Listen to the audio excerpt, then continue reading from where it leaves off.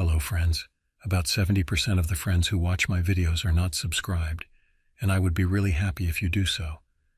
Also, don't forget to hit the like button and leave your comments. Your interaction makes the content reach everyone and contributes to the growth of the channel. Thank you all. The crisp morning air bit at my face as I loaded the last of my gear into the RV. It was early October, and the trees lining my suburban street were just beginning to show hints of gold and red.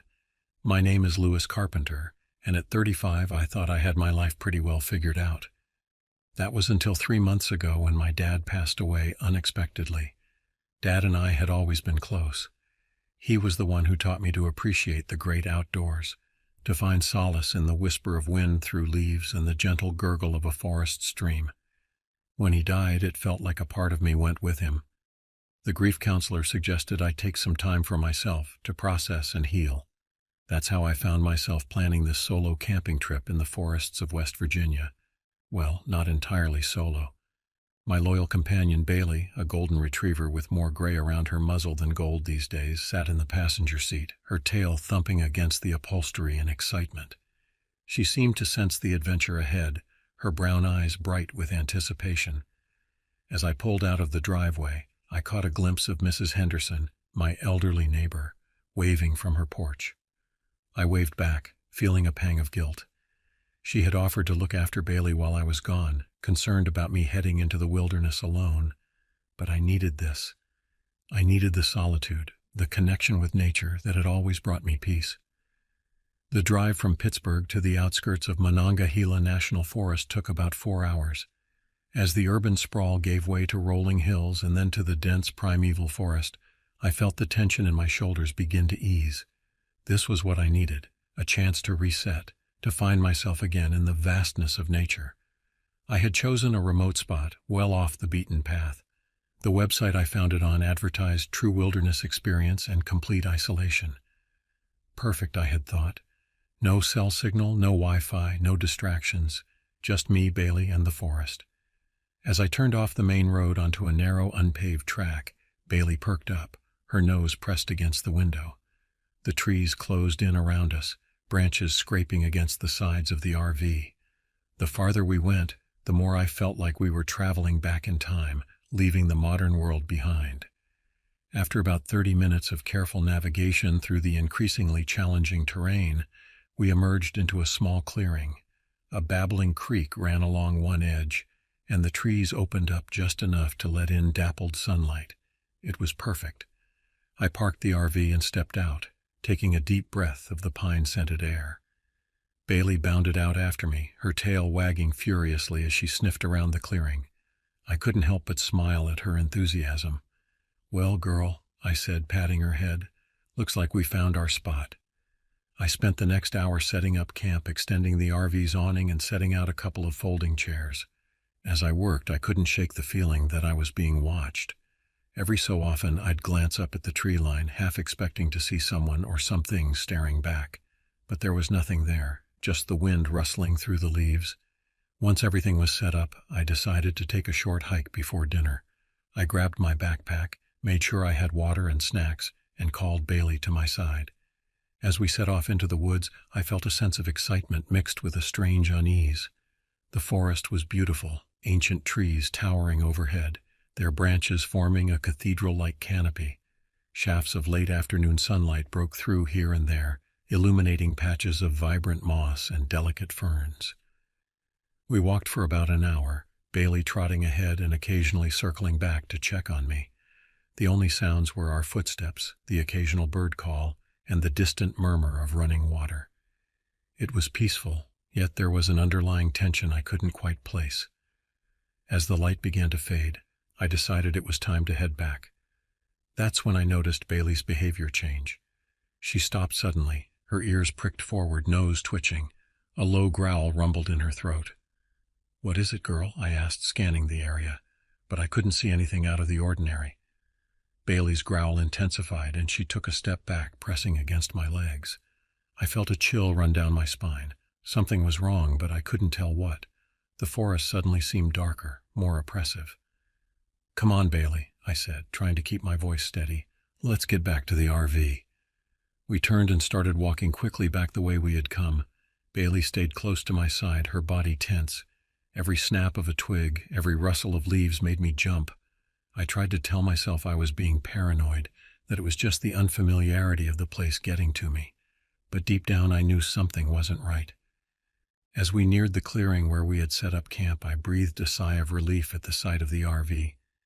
But my relief was short-lived. There, at the edge of the clearing, was a figure. In the fading light, I couldn't make out details, but it was definitely a person. They were just standing there, watching.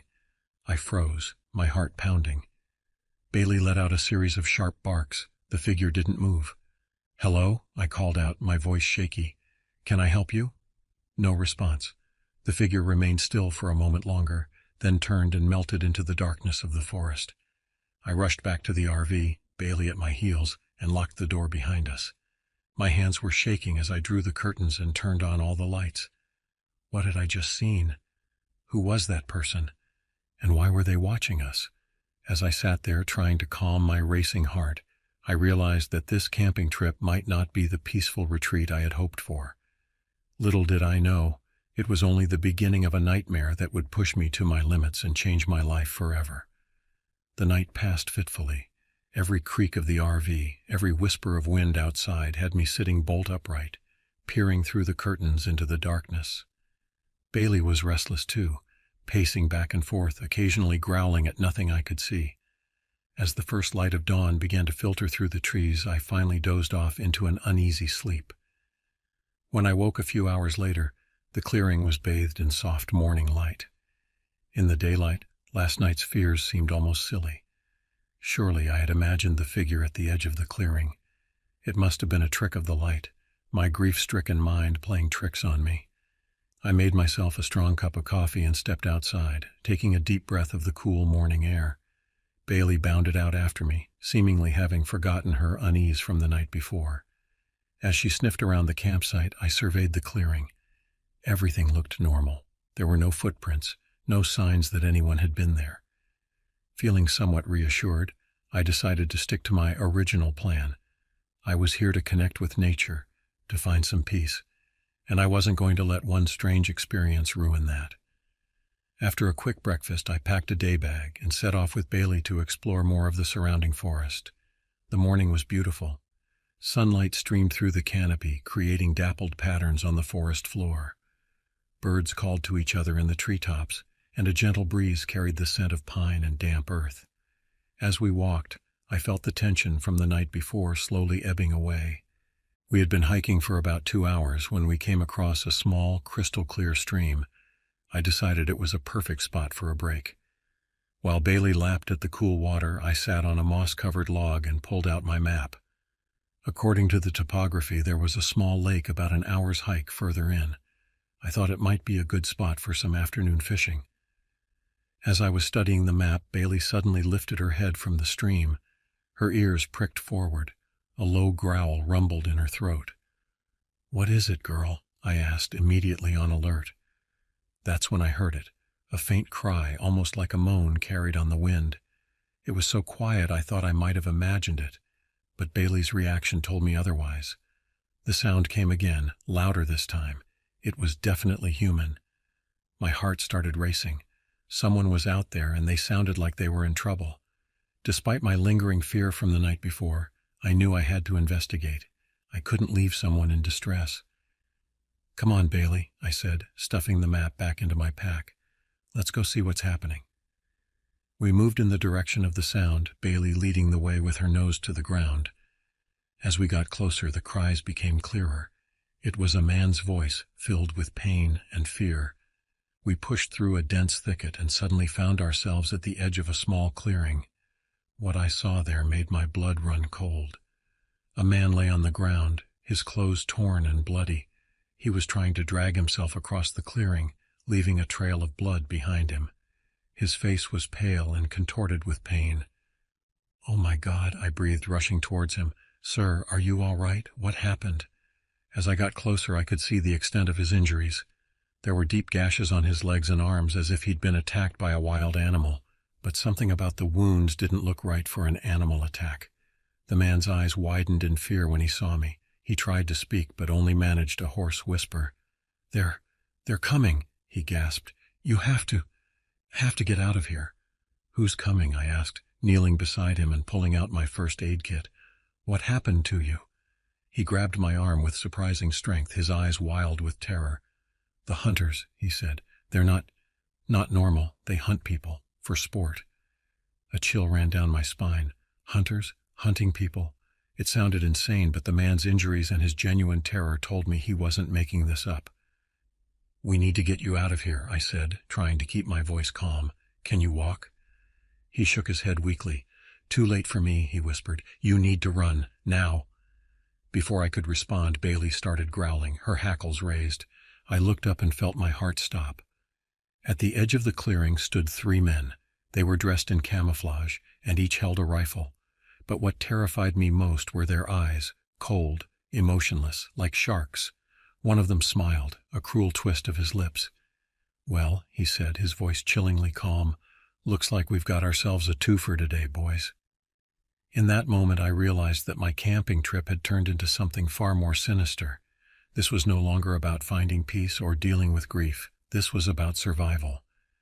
And as the hunters began to move towards us, I knew that the real nightmare was only just beginning. Time seemed to stand still as I stared at the 3 hunters. My mind raced, trying to process what was happening. These men with their cold eyes and cruel smiles were unlike any hunters I'd ever encountered. The injured man's words echoed in my head. They hunt people. For sport. Bailey's growls intensified, snapping me back to reality. I had to act fast. Run! I shouted at Bailey, hoping she'd make it to safety. To my relief, she darted into the underbrush, disappearing from sight. I grabbed the injured man's arm, trying to help him up. Come on, we've got to move. But he was too weak, his injuries too severe. Leave me, he gasped. Save yourself. The hunters were closing in, their rifles raised. I made a split-second decision that would haunt me for years to come. With a final apologetic look at the injured man, I turned and ran. I crashed through the underbrush, branches whipping at my face and arms. Behind me, I heard shouts and the crack of gunfire. A bullet splintered the trunk of a tree just inches from my head, showering me with bark. My lungs burned as I ran, fueled by pure adrenaline. I had no idea where I was going, only that I needed to put as much distance between myself and the hunters as possible. The dense forest that had seemed so peaceful earlier now felt like a green maze, every tree and bush a potential hiding place for my pursuers. As I ran, I tried to formulate a plan. I needed to get back to my RV. It was my only chance of escaping this nightmare. But in my panic, I'd lost all sense of direction. The forest looked the same in every direction, and I had no idea which way would lead me back to the campsite. I could hear the hunters behind me, their shouts growing fainter as I put more distance between us, but I knew they weren't giving up. This was their territory, their twisted hunting ground. They probably knew these woods like the back of their hands. After what felt like hours of running but was probably only 20 minutes, I stumbled into a small clearing. My legs were shaking, my breath coming in ragged gasps. I leaned against a tree, trying to catch my breath and get my bearings. That's when I heard it, a familiar bark. Bailey, she had found me. Relief washed over me as she bounded into the clearing, her tail wagging despite the danger. Good girl, I whispered, patting her head. Can you lead us back to the RV? As if understanding my words, Bailey turned and started trotting in a specific direction. I followed, hoping her canine instincts would guide us to safety. We moved as quickly and quietly as possible through the forest. Every snapping twig made me flinch. Every rustle of leaves had me looking over my shoulder. The hunters were out there somewhere, and I knew they wouldn't give up easily. After about an hour of tense hiking, I began to recognize some landmarks. We were getting close to the campsite. Hope surged through me, giving me a second wind. Then, just as the RV came into view through the trees, I heard voices. The hunters had beaten us here. I crouched behind a fallen log, pulling Bailey down beside me. Through the foliage, I could see 2 of the hunters circling my RV. The third was nowhere in sight, which worried me even more. Come out, wherever you are," one of the hunters called in a sing-song voice that sent chills down my spine. "We know you're out there. Why don't you make it easy on yourself?" I knew I had to get to the RV. It was my only chance of escape. But with the hunters guarding it, how could I possibly reach it? As I lay there trying to come up with a plan, I remembered the flare gun in my backpack. It wasn't much, but it might create enough of a distraction for me to make a run for the RV.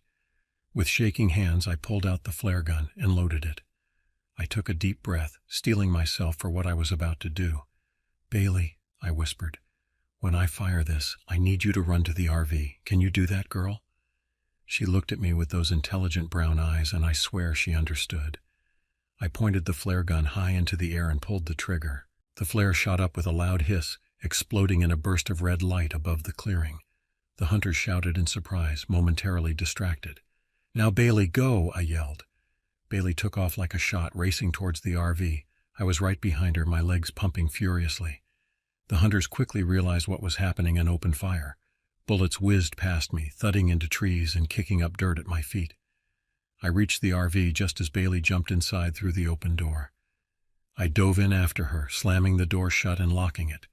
Bullets pinged off the metal exterior as I scrambled to the driver's seat. With trembling hands, I turned the key. The engine roared to life, and I slammed my foot on the accelerator. The RV lurched forward, crashing through the underbrush and onto the narrow forest road. I drove like a madman, the RV bouncing and swaying on the uneven track.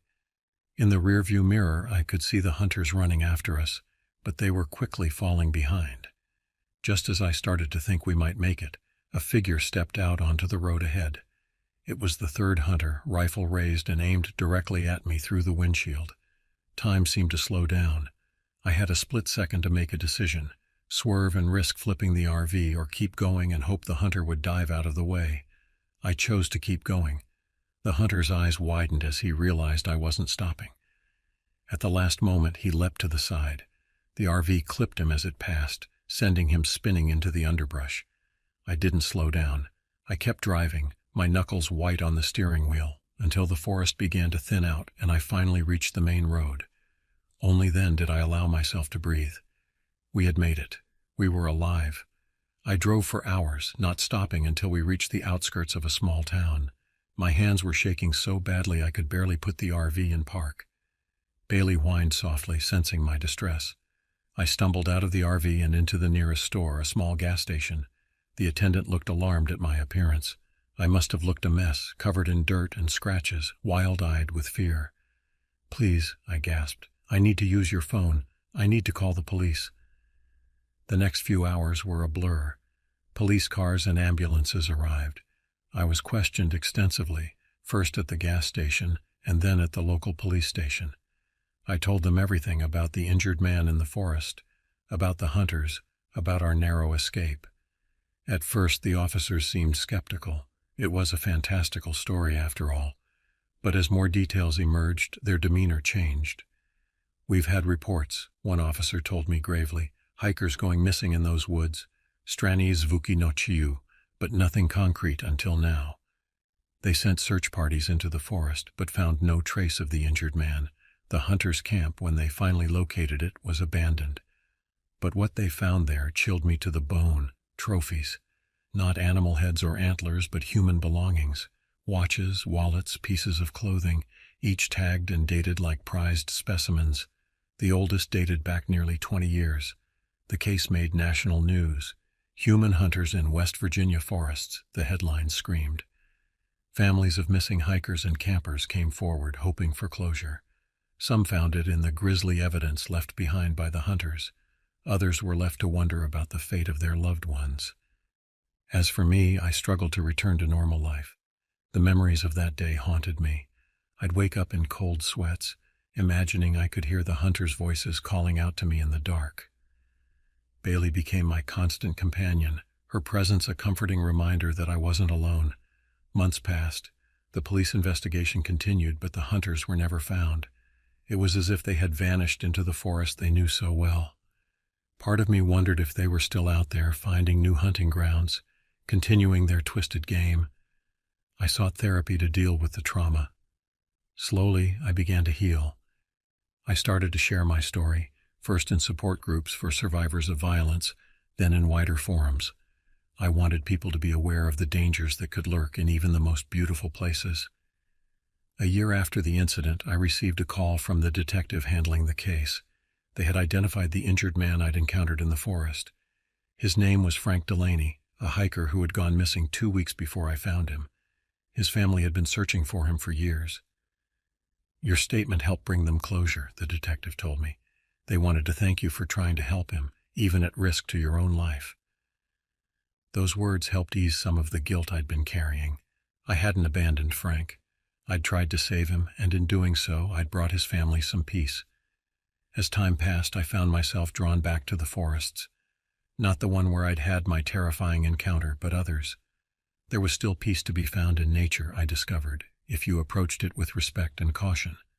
I started a blog, sharing my experiences and offering advice on safe hiking and camping practices. It gained a following, and soon I was being invited to speak at outdoor clubs and safety seminars. Bailey, my faithful companion through it all, was always by my side. She became something of a celebrity in her own right, with people often recognizing her before they recognized me. 5 years after that fateful camping trip, I stood at the edge of a different forest, preparing to lead a group on a guided hiking tour. As I looked out at the sea of eager faces, I felt a sense of purpose I hadn't experienced since before my father's death. "Remember," I told the group, "nature is beautiful, but it can also be dangerous. Stay alert, stick together, and always trust your instincts." As we set off into the woods, Bailey trotting happily beside me, I reflected on how far I'd come.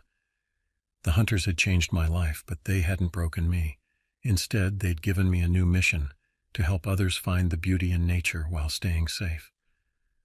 The forest that day was alive with bird song and dappled sunlight. As we hiked, I shared my knowledge of the local flora and fauna, pointed out animal tracks, and taught basic survival skills. The wonder in my group's eyes reminded me of why I'd fallen in love with the outdoors in the first place. That night, as we sat around the campfire, someone asked me if I was ever scared, being back in the woods after what I'd been through. I thought for a moment before answering. "Sometimes," I admitted, "but I've learned that fear doesn't have to control you. It can teach you, make you more aware, more appreciative of the world around you. The key is not to let it stop you from living." As I looked around at the circle of faces illuminated by the firelight, at Bailey curled up at my feet, I felt a profound sense of peace. The hunters might still be out there somewhere, but they no longer held power over me. I had reclaimed my love for the wilderness, and in doing so, I had reclaimed myself.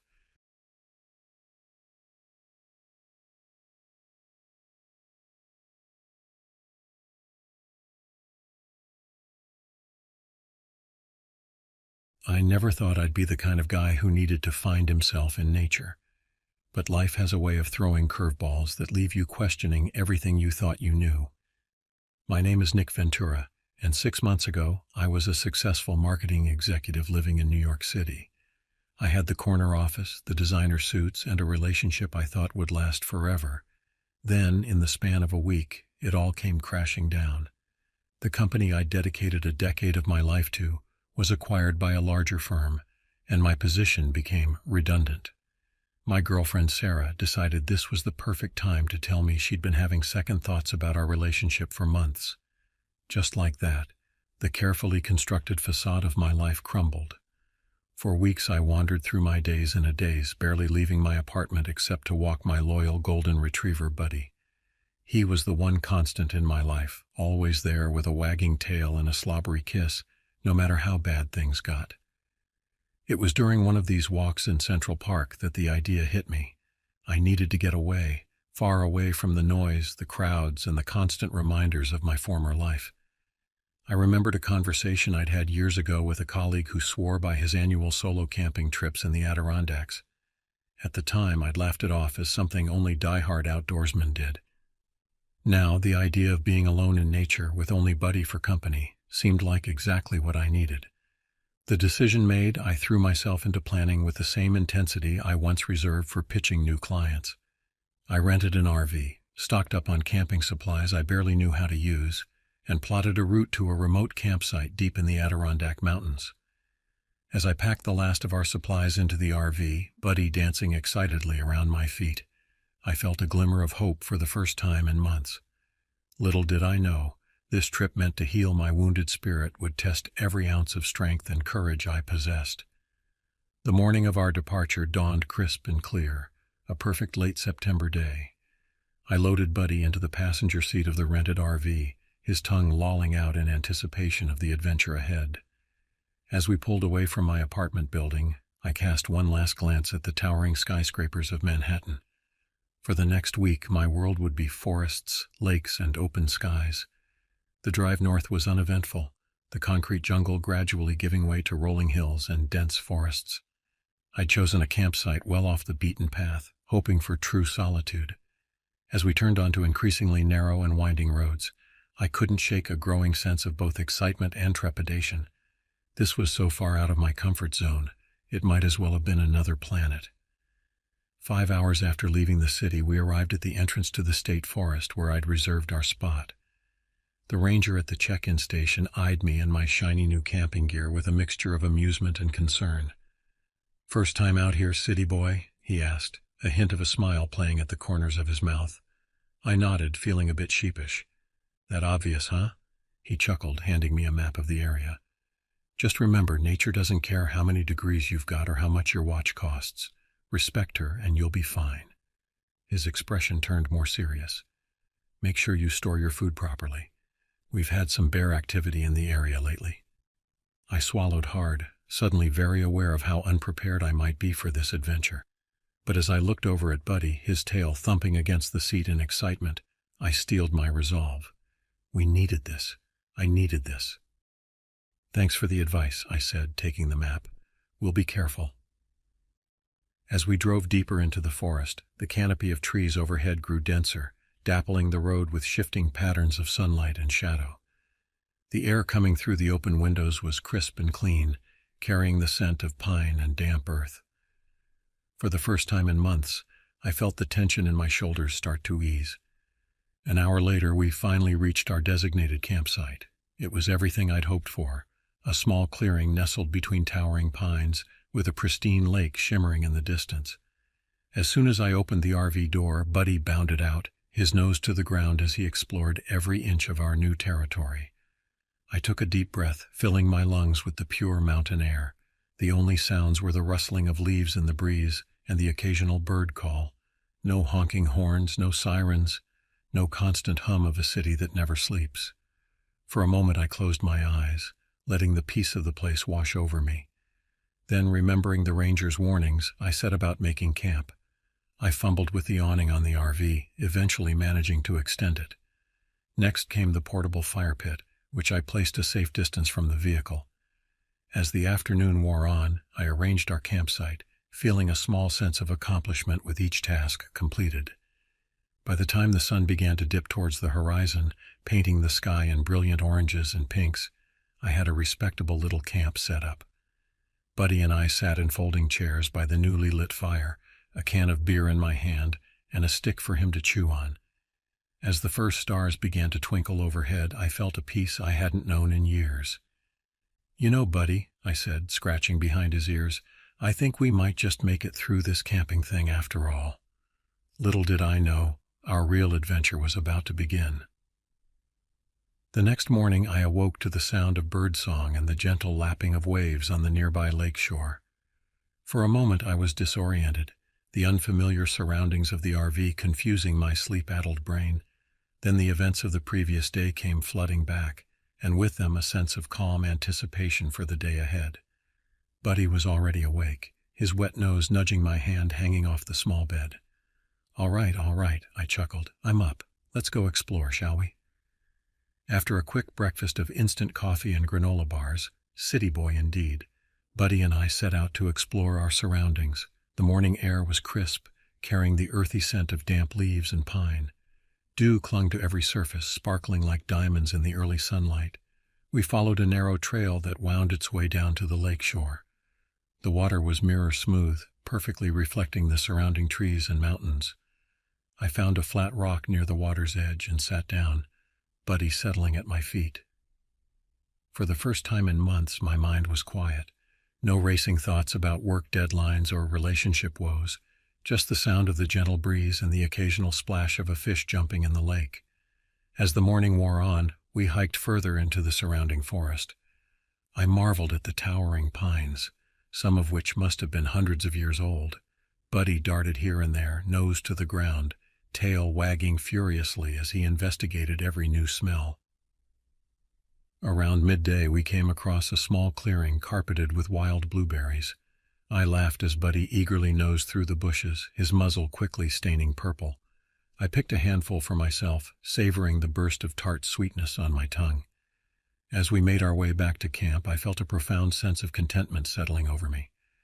This was exactly what I needed. Time away from the chaos of my old life, a chance to reset and rediscover who I was outside of my career and relationships. The afternoon passed in a pleasant haze of reading, napping, and playing fetch with Buddy. As evening approached, I set about making dinner, a can of chili heated over the portable stove. Not exactly gourmet, but it tasted better than any meal I'd had in months. With dinner finished and the dishes washed, I settled into my chair by the fire pit. The flames danced hypnotically, casting flickering shadows across the campsite. Buddy lay at my feet, occasionally lifting his head to scan the darkening forest, before settling back down with a contented sigh. I cracked open a beer, letting the cool liquid soothe my slightly sunburned throat. The stress and anxiety that had been my constant companions for the past few months felt distant, like a half-remembered dream. As I gazed into the fire, my mind wandered to the future. For the first time since losing my job, I felt a spark of excitement about what might come next. Maybe I'd start my own business, or perhaps I'd look for work with a smaller company where I could make a real difference. The possibilities seemed endless. Little did I know that in just a few short hours my newfound peace would be shattered, and I'd be fighting for my life in these same woods that had brought me such tranquility. The first sign that something was amiss came just as I was considering turning in for the night. Buddy's ears perked up, his body tensing as he stared intently into the darkness beyond our campfire's glow. A low growl rumbled in his chest. "What is it, boy?" I asked, suddenly alert. "You hear something out there?" As if in answer, a distant sound echoed through the trees, a scream, unmistakably human, filled with terror and pain. In that moment, as the hairs on the back of my neck stood up and my heart began to race, I realized that our peaceful retreat was about to turn into something far more dangerous than I could have ever imagined.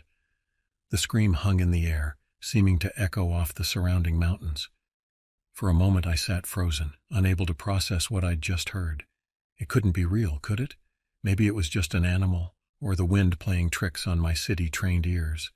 But then it came again, closer this time and unmistakably human, a man's voice raw with fear and desperation. "Help! Somebody please help!" Buddy was on his feet now, hackles raised, a continuous low growl emanating from deep in his chest. I stood up, my legs shaky, heart pounding so hard I could feel it in my throat. "Hello?" I called out, my voice sounding weak and uncertain in the vast darkness of the forest. "Is someone there? Do you need help?" For a long moment there was only silence. Then the sound of crashing underbrush, someone moving through the forest with desperate speed. Buddy's growl intensified, and I laid a hand on his collar, as much to steady myself as to hold him back. Suddenly a figure burst into the circle of light cast by our campfire. It was a man, middle-aged and wild-eyed, his clothes torn and dirty. He stumbled to a stop at the edge of our campsite, chest heaving as he gulped in air. "Please," he gasped, "you've got to help me. They're coming. They'll kill me like they killed the others." I stood there, frozen in shock, trying to make sense of the scene before me. The man's eyes darted around wildly, scanning the darkness behind him. Buddy's growl had subsided to a whine of confusion. "Whoa, slow down," I said, finally finding my voice. "Who's coming? What happened?" The man stumbled forward, grabbing my arm with surprising strength. "No time," he hissed. "We have to go, now." As if to punctuate his words, a sharp crack echoed through the forest, a gunshot. The man flinched violently, his eyes growing even wider with terror. In that moment, all my doubts and hesitations evaporated. This was real, and we were in danger. "Okay," I said, my mind racing. "Okay, let's go. I have an RV. We can drive out of here." I hurried to the RV, fumbling with the keys, my hands shaking so badly I could barely get the door open. Buddy jumped in first, followed by the stranger. I climbed into the driver's seat, jammed the key into the ignition, and turned. Nothing happened. come on, I muttered, trying again. The engine coughed but wouldn't turn over. They're coming, the man whimpered from the passenger seat. Oh God, they're coming. I could hear it now too, the sound of multiple people moving through the forest, getting closer by the second. Flashlight beams cut through the darkness, sweeping back and forth. With a silent prayer, I turned the key one more time. The engine roared to life, and I nearly cried with relief.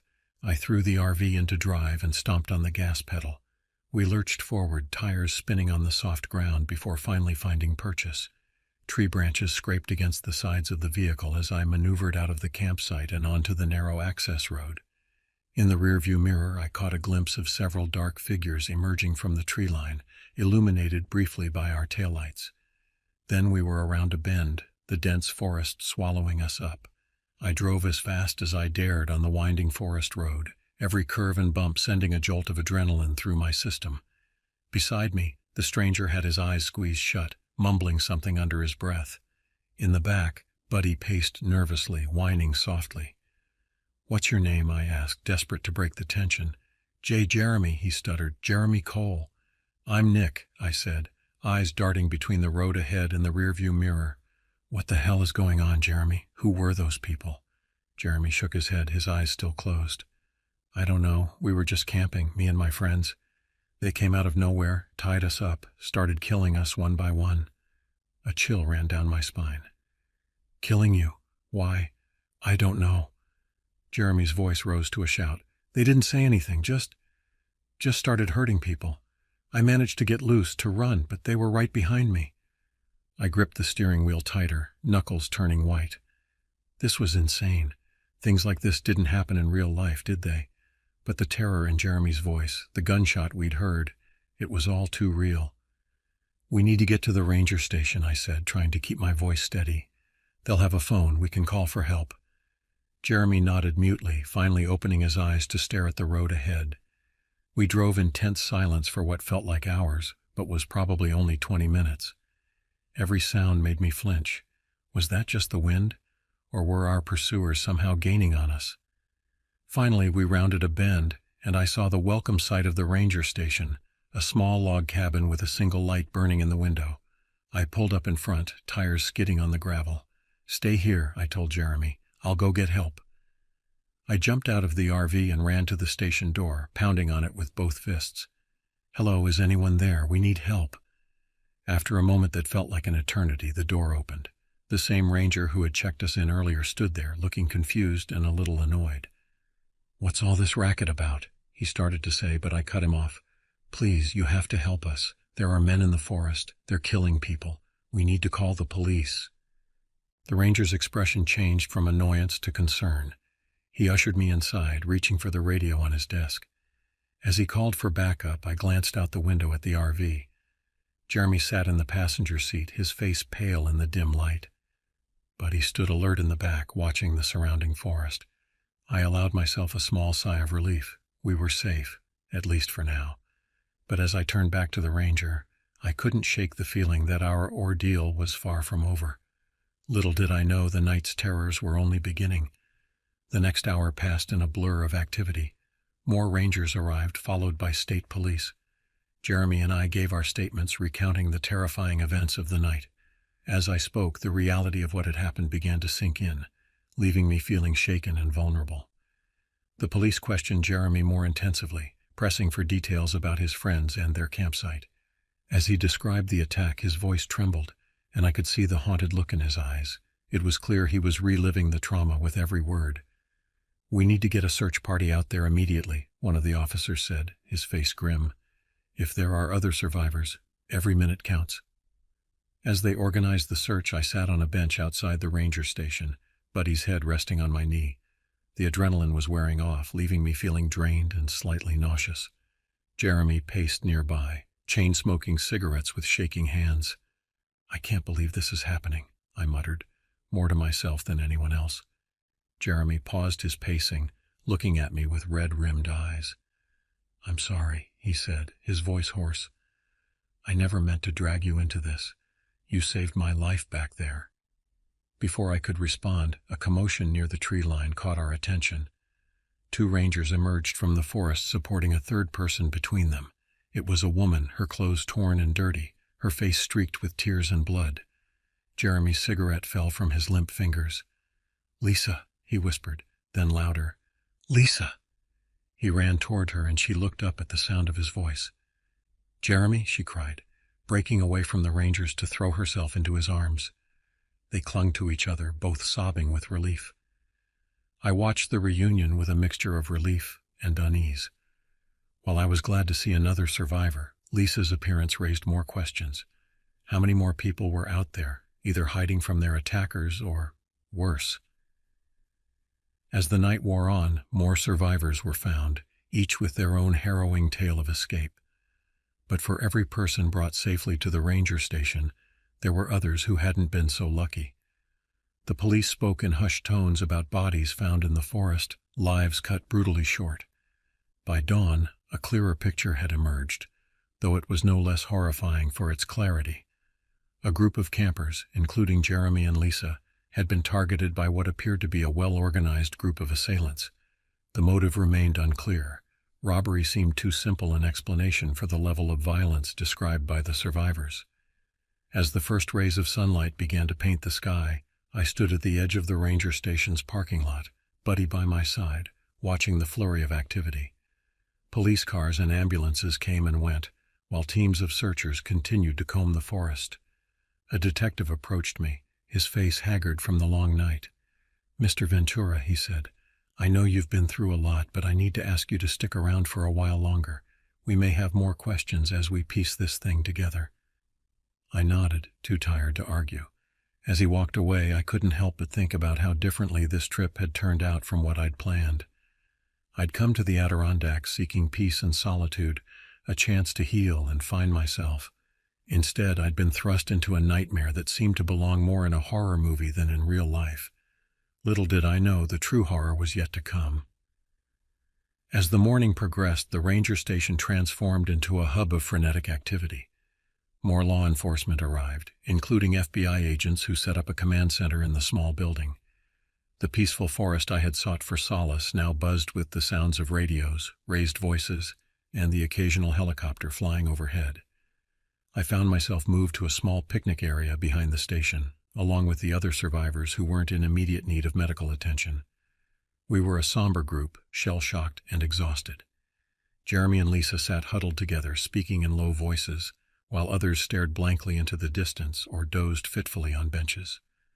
A young FBI agent approached our group, notepad in hand.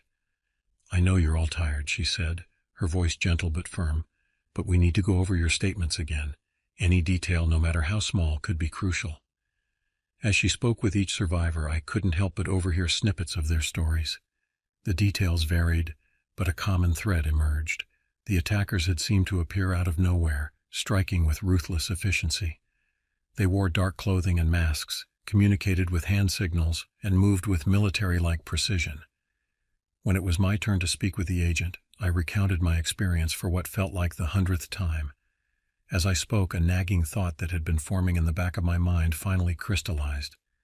"This doesn't make sense," I said, interrupting my own narrative. The agent looked up, her eyebrow raised. I continued, "Why here? Why these people? This isn't exactly a high-traffic area, and from what I've heard, none of the campers were particularly wealthy or important. It seems like an awful lot of risk and planning for a random act of violence." The agent's expression remained neutral, but I saw a flicker of something, recognition, concern, in her eyes. "We're exploring all possibilities, Mr. Ventura," she said carefully. "Please continue with your statement." As the day wore on, more information trickled in. The search teams had found the remains of the attackers' camp, hidden deep in the forest. It was clear they had been there for days, perhaps weeks, before launching their assault. But why? What were they waiting for? Around mid-afternoon, a commotion near the command center caught everyone's attention. A group of agents huddled around a laptop, their faces tense. I couldn't hear what they were saying, but their body language spoke volumes. Whatever they had discovered, it was big. Moments later, the agent who had taken my statement earlier approached our group again. Her face was pale, her earlier composure cracked. "We need to move you all to a secure location," she announced, her voice tight with barely contained urgency. "Now!" Confused murmurs rippled through the survivors. "What's going on?" Jeremy demanded, standing up. "Are we in danger?" The agent hesitated, clearly wrestling with how much to reveal. Finally she spoke, her words sending a chill down my spine. "The attack last night, it wasn't an isolated incident. We're receiving reports of similar assaults on campers and hikers across several states. This is bigger than we thought, and until we know more, we need to ensure your safety." As her words sank in, I felt a wave of dizziness wash over me. This wasn't just a random act of violence. It was part of something larger, something organized and terrifying in its scope. As we were ushered towards a line of waiting vehicles, I caught a glimpse of the forest beyond the ranger station. The trees that had once seemed so welcoming now loomed ominously, their shadows deep and impenetrable. Somewhere out there, hidden in those shadows, a threat lurked, one that was far from over. Buddy pressed against my leg, sensing my unease. I reached down to scratch behind his ears, drawing comfort from his solid presence. Whatever lay ahead, at least I wasn't facing it alone. As we pulled away from the ranger station, leaving behind the idyllic forest that had become a crime scene, I couldn't shake the feeling that we were heading towards something even more dangerous than what we were leaving behind. The Adirondacks, once a symbol of peace and natural beauty, had become the opening act in a drama that was rapidly spiraling beyond our comprehension. Little did I know the true scope of the danger we faced was beyond anything I could have imagined. The convoy of black SUVs wound its way down the mountain, a stark contrast to the colorful fall foliage that lined the road. Inside our vehicle, the mood was tense. Jeremy and Lisa sat across from me, their hands clasped tightly together. Two other survivors, a middle-aged couple named Tom and Sarah, huddled in the far corner, speaking in whispers. I gazed out the window, absently stroking Buddy's fur. The dog had refused to leave my side, and the FBI agents had reluctantly allowed him to accompany us. His presence was a comforting anchor in the sea of uncertainty we found ourselves adrift in. As we descended into more populated areas, I noticed something odd. The towns we passed through seemed unusually quiet. Streets that should have been busy with afternoon traffic were nearly deserted. Shops were closed, their windows dark. "What's going on?" I murmured, more to myself than anyone else. The FBI agent sitting in the front passenger seat turned to face us. Her expression was grim. "We're implementing widespread safety measures," she explained. "Until we have a better understanding of the threat, we're advising people to stay indoors." The implications of her words hung heavy in the air. Whatever was happening, it was big enough to shut down entire towns. After several hours of driving, we arrived at what appeared to be a military base. High fences topped with razor wire surrounded a complex of nondescript buildings. Armed guards stood at attention as our convoy passed through multiple checkpoints. We were led to a large conference room, where other groups of survivors were already gathered. The atmosphere was one of confusion and fear. Hushed conversations stopped as we entered, all eyes turning to us as if hoping we might have answers. A tall man in a crisp suit stood at the front of the room. As the last of our group filed in, he cleared his throat, calling for attention. "My name is Director Hawkins," he began, his voice carrying easily across the room. "I know you all have questions, and I'll do my best to provide answers. But first, I need you to understand the gravity of the situation we're facing." He pressed a button, and a large screen behind him flickered to life. A map of the United States appeared, dotted with red markers. "Each of these points represents an attack similar to what you experienced," Hawkins explained. "They began last night and have continued throughout the day. The pattern suggests a coordinated nationwide assault." Gasps and murmurs rippled through the room. I felt my heart rate quicken, the true scale of what we were facing beginning to sink in. Hawkins continued, his voice grave. "We believe these attacks are the work of a highly organized domestic terror group. Their motives are still unclear, but their methods are ruthlessly efficient." He paused, his eyes scanning the room. "What I'm about to tell you is classified information. Under normal circumstances, I wouldn't be sharing this with civilians. But these are not normal circumstances." The screen behind him changed, showing what looked like surveillance photos, men in dark clothing, their faces obscured, moving through forests and mountains. For the past year, we've been tracking a group that calls itself the Purifiers.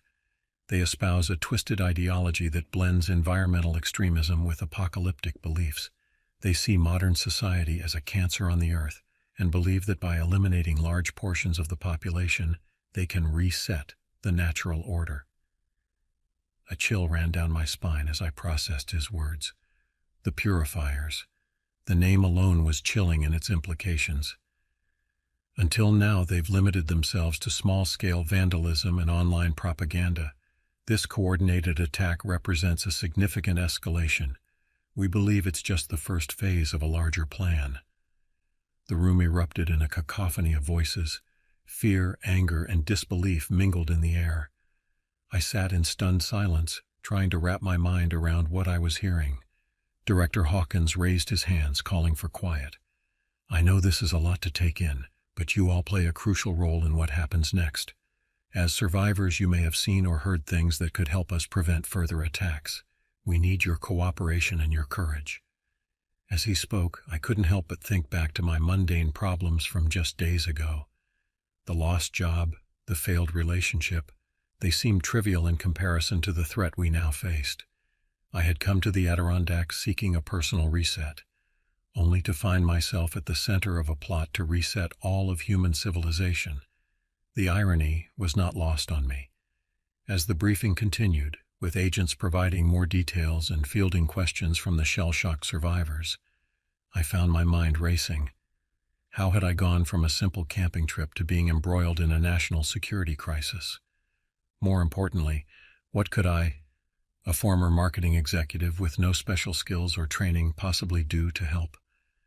Little did I know the answer to that question would come sooner than I expected, thrusting me into a role I never could have anticipated. The fate of countless lives would soon rest in my decidedly inexperienced hands. The days that followed were a blur of debriefings, interviews, and tense waiting. We were housed in a secure wing of the base, our every need attended to, but the underlying current of fear and uncertainty never abated. Each news broadcast brought reports of more attacks, the death toll rising with each passing hour. On the third day, I was summoned to a private meeting with Director Hawkins. As I entered his office, I couldn't shake the feeling that I was walking into something that would change the course of my life forever. Hawkins sat behind a large desk, his face haggard from what I assumed were sleepless nights. He gestured for me to sit. "Mr. Ventura," he began, "I'll cut straight to the chase. We need your help." I blinked in surprise. My help? I'm not sure what I could possibly do that your trained agents can't. Hawkins leaned forward, his eyes intense. You have something they don't, anonymity. The Purifiers don't know about you. You weren't part of the planned attacks, just an accidental witness. That makes you our wild card. He pushed a folder across the desk. Inside were photos of a man in his late 30s with sharp features and cold eyes. This is Marcus Strand, the suspected leader of the Purifiers. We've traced him to a compound in rural Montana. We believe he's gathering his top lieutenants there to plan the next phase of their attack. I studied the photos, a sense of dread building in my stomach. What does this have to do with me? Hawkins took a deep breath. We need someone on the inside, someone who can gather intelligence without raising suspicion. Our analysts have discovered that the Purifiers are recruiting new members through a series of front organizations, environmental groups, survivalist forums, even wellness retreats. He fixed me with a steady gaze. We want you to infiltrate one of these groups, work your way up, and get close to Strand. The room seemed to spin. You want me to go undercover? I'm not a spy. I'm a marketing executive, for crying out loud. Exactly, Hawkins said, a grim smile on his face. Your background in marketing makes you perfect for this. You know how to read people, how to sell an idea. We'll provide you with a cover story and all the training we can, but your natural skills will be your best asset. I stood up, pacing the small office. This is insane. I could get killed. People are already dying, Mr. Ventura. Every day we delay, more innocent lives are lost. I won't lie to you. This mission is incredibly dangerous. But you're in a unique position to help us stop this madness before it goes any further. I thought of the terrified survivors I'd met, of the families torn apart by the senseless violence. I thought of my own narrow escape, of the peaceful forest turned into a killing ground. Taking a deep breath, I turned to face Hawkins. "If I do this, I have two conditions." He nodded, waiting. "First, I want assurances that the other survivors will be protected, especially Jeremy and Lisa. They've been through enough." "Done," Hawkins said without hesitation. "And the second?" I squared my shoulders. "Buddy comes with me, my dog," I clarified, seeing his confused expression. "He's a part of my cover story, and I need him with me." Hawkins considered for a moment, then nodded. "Agreed. Having a dog might actually help sell your image as a disillusioned urbanite looking for a simpler life." And just like that, I found myself agreeing to become an undercover operative in a fight against domestic terrorists. As I left Hawkins's office, my mind reeling from the enormity of what lay ahead, I couldn't help but laugh at the absurdity of it all. A week ago, my biggest concern had been finding a new job. Now the fate of countless lives rested on my ability to infiltrate a dangerous cult. Talk about a career change. As I walked back to my room to begin preparations, I steeled myself for the challenge ahead. The gravity of the situation weighed heavily on me, but underneath the fear and uncertainty, I felt a spark of determination. This was my chance to make a real difference, to potentially save countless lives. Over the next few weeks, I underwent intensive training. From basic self-defense to advanced surveillance techniques, I absorbed as much as I could. My background in marketing proved surprisingly useful. The skills I'd honed crafting compelling narratives and reading people's motivations were now being repurposed for a far more crucial cause. Buddy, true to his nature, adapted to our new circumstances with ease. The trainers even incorporated him into my cover story, teaching him commands that would add authenticity to our roles. Finally, the day came for me to begin my mission. Standing before a mirror in nondescript outdoor gear, I hardly recognized myself. Gone was the clean-shaven marketing executive in tailored suits. In his place stood a rugged, slightly unkempt man who looked like he'd been living off the grid for months. Director Hawkins briefed me one last time. "Remember, your cover identity is Jack Thornton, a disillusioned tech worker who left Silicon Valley in search of a more meaningful life. You've been moving around the country, picking up odd jobs and exploring alternative communities. This should explain any gaps in your knowledge or skills." I nodded, running through the details of my cover story in my head. "Your entry point is a wellness retreat in Idaho called Earth Haven," Hawkins continued. "We believe it's a recruiting ground for the purifiers. Get in, make connections, and work your way up. And Nick," he added, his voice softening slightly, "be careful." With a deep breath, I stepped into my new identity. Buddy at my heel, I left the safety of the base and ventured into a world that had become far more dangerous than I could have ever imagined. Earth Haven was everything you'd expect from a wellness retreat trying to appeal to disillusioned urbanites, and then some. Nestled in a picturesque valley, the compound boasted organic gardens, yoga studios, and rustic cabins. On the surface, it seemed like the perfect place for stressed-out professionals to reconnect with nature. But beneath the peaceful facade, I could sense an undercurrent of something darker. Casual conversations were peppered with rhetoric about the evils of modern society and the need for drastic change. The retreat's charismatic leader, a woman named Sage, spoke passionately about cleansing the earth and making hard choices for a better future. I played my role carefully, presenting myself as an eager but slightly naive seeker. Buddy, ever the natural actor, charmed everyone with his friendly demeanor, helping me build connections with other guests. As the weeks passed, I was invited to increasingly exclusive gatherings. The language at these meetings grew more radical, the plans more concrete. I documented everything I could, using the high-tech but unobtrusive equipment the FBI had provided. My big break came 2 months into my stay. After a particularly intense cleansing ritual, Sage approached me. "Jack," she said, her eyes blazing with fervor, "I think you're ready for the next step. How would you like to meet some like-minded individuals who are really making a difference?" My heart raced, but I kept my voice steady. "I'd be honored," I replied. The next day I found myself on a private plane headed to Montana. As the landscape below changed from forests to rugged mountains, I steeled myself for what was to come. I was about to enter the inner circle of the purifiers. The Purifier's compound was a far cry from the idyllic retreat I'd left behind. Nestled in a remote valley, it was a mix of utilitarian buildings and high-tech security measures. Armed guards patrolled the perimeter, their faces masked and emotionless. I was led to a large meeting room where about 24 people were gathered. At the head of the table stood Marcus Strand, his piercing gaze even more intense in person than in the photos I'd studied. "Welcome, brother," he said, his voice surprisingly soft. "Sage tells me you're a true believer." I nodded, forcing myself to meet his eyes. "I am. I've seen what's happening to our world. Someone needs to take action." Strand smiled, but it didn't reach his eyes. "Action, yes, but not just any action. Decisive, necessary action to save our planet." Over the next few days, I was privy to conversations that chilled me to my core. The attacks I'd witnessed in the Adirondacks were just the beginning. The Purifiers had plans for a coordinated assault on major cities, using a combination of biological weapons and targeted infrastructure attacks. Their goal was nothing less than the collapse of modern civilization. With each passing hour, the weight of my responsibility grew heavier. I knew I had to get this information to Hawkins, but security was tight. My chances to transmit data were few and far between. On the third night, I finally saw my opportunity. A minor power outage caused a momentary lapse in the compound's security systems. In those precious seconds, I managed to send a burst transmission with all the intel I'd gathered.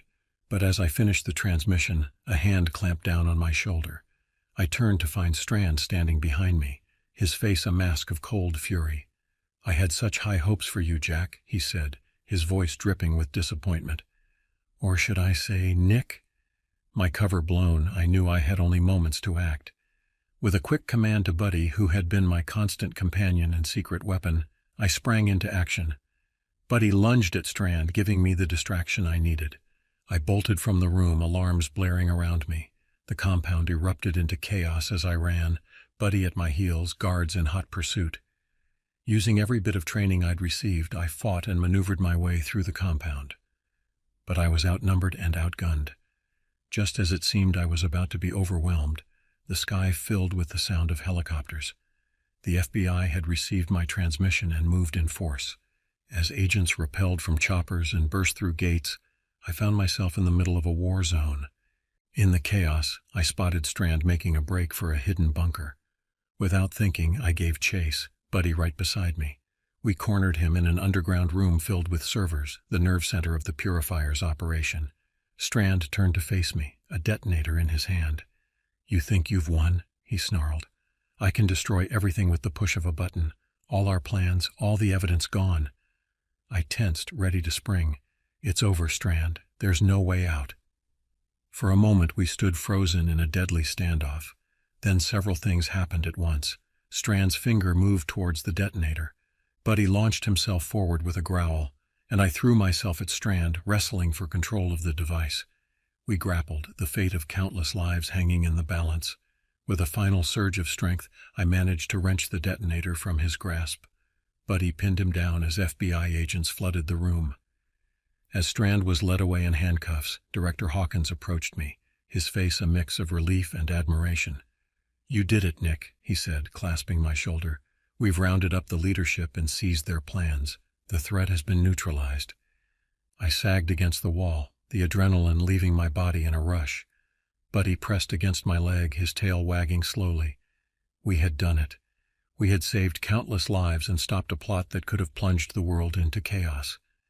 In the months that followed, life slowly returned to normal, or as normal as it could be after such a transformative experience.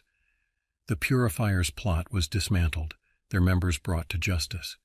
The nation began the long process of healing and rebuilding. As for me, I found I couldn't go back to my old life in marketing. The events in the Adirondacks and my time undercover had changed me profoundly.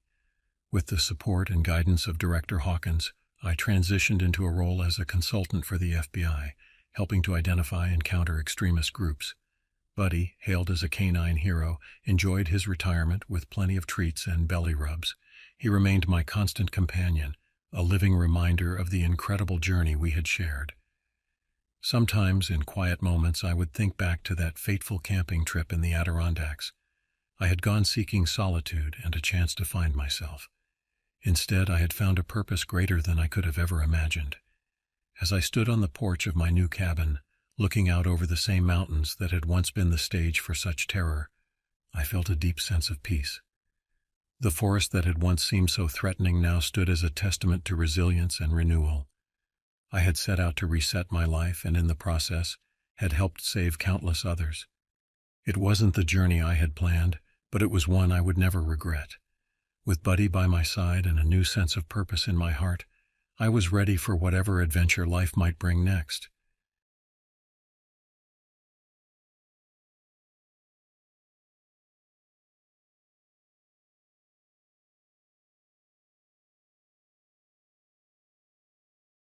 The soft hum of tires on asphalt gradually faded as I turned off the main road onto a bumpy dirt path.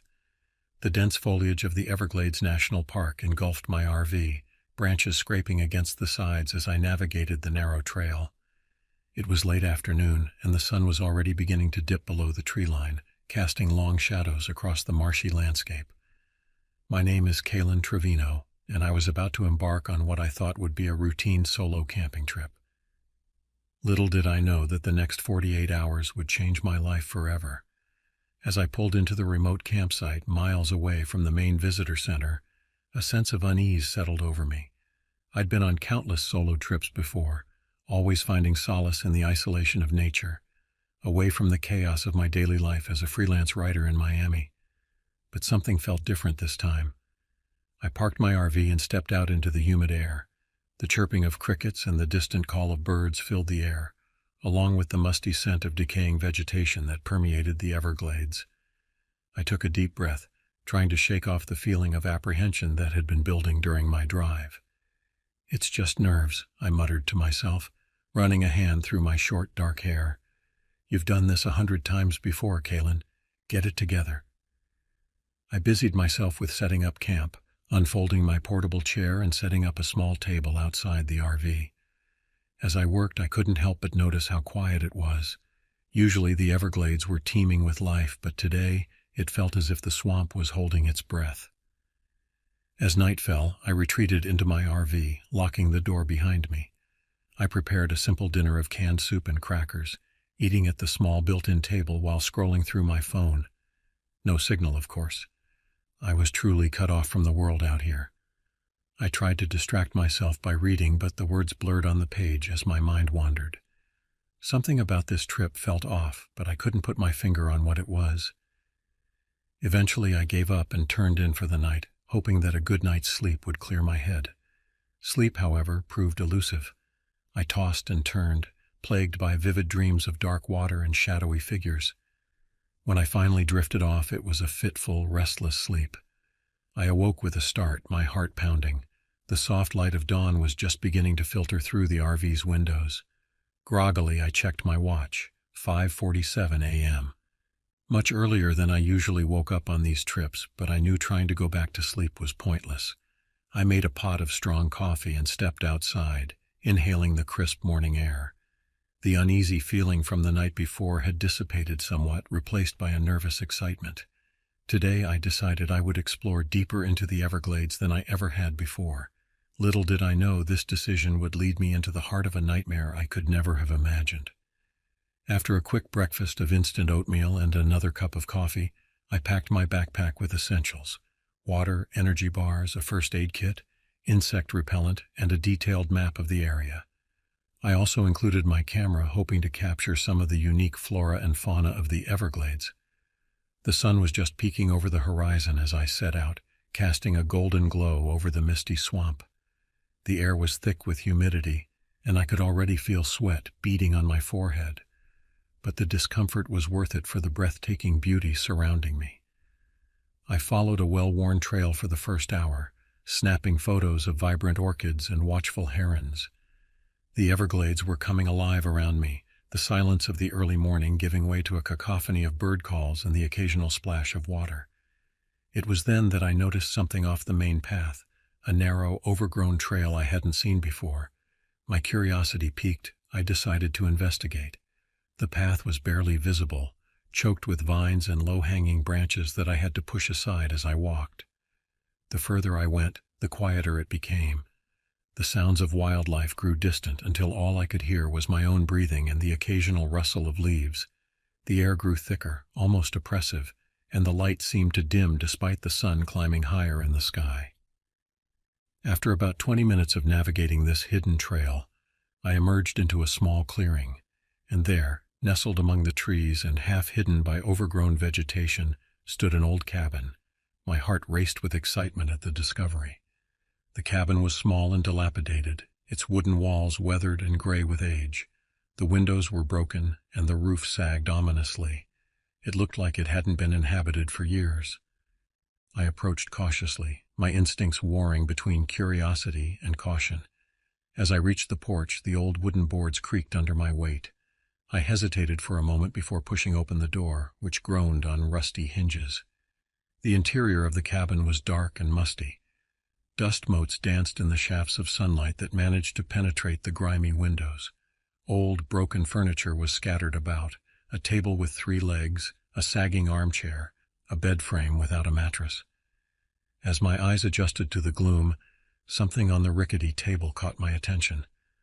I moved closer, brushing away a layer of dust to reveal a faded photograph. It showed a man and a woman both smiling, their arms around each other. They looked happy, but there was something unsettling about their eyes. They seemed to follow me as I moved. I set the photo down, an inexplicable chill running down my spine. That's when I noticed other, more recent signs of habitation. Fresh footprints in the dust, a half-empty water bottle in the corner, a sleeping bag rolled up by the fireplace. My unease grew. Someone had been here recently, and they might come back. I decided it was time to leave. As I turned to go, a floorboard creaked behind me. I spun around, my heart in my throat, but the cabin was empty. Just my imagination, I told myself, but I couldn't shake the feeling of being watched. I hurried out of the cabin and back onto the overgrown trail, my earlier excitement replaced by a growing sense of dread. I needed to get back to my campsite, back to the safety of my RV. But as I retraced my steps, I realized with mounting horror that I couldn't recognize any landmarks.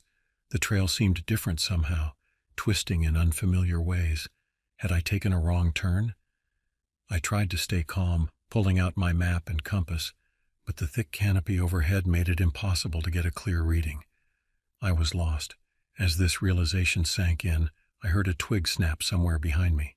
I whirled around, my eyes scanning the dense foliage.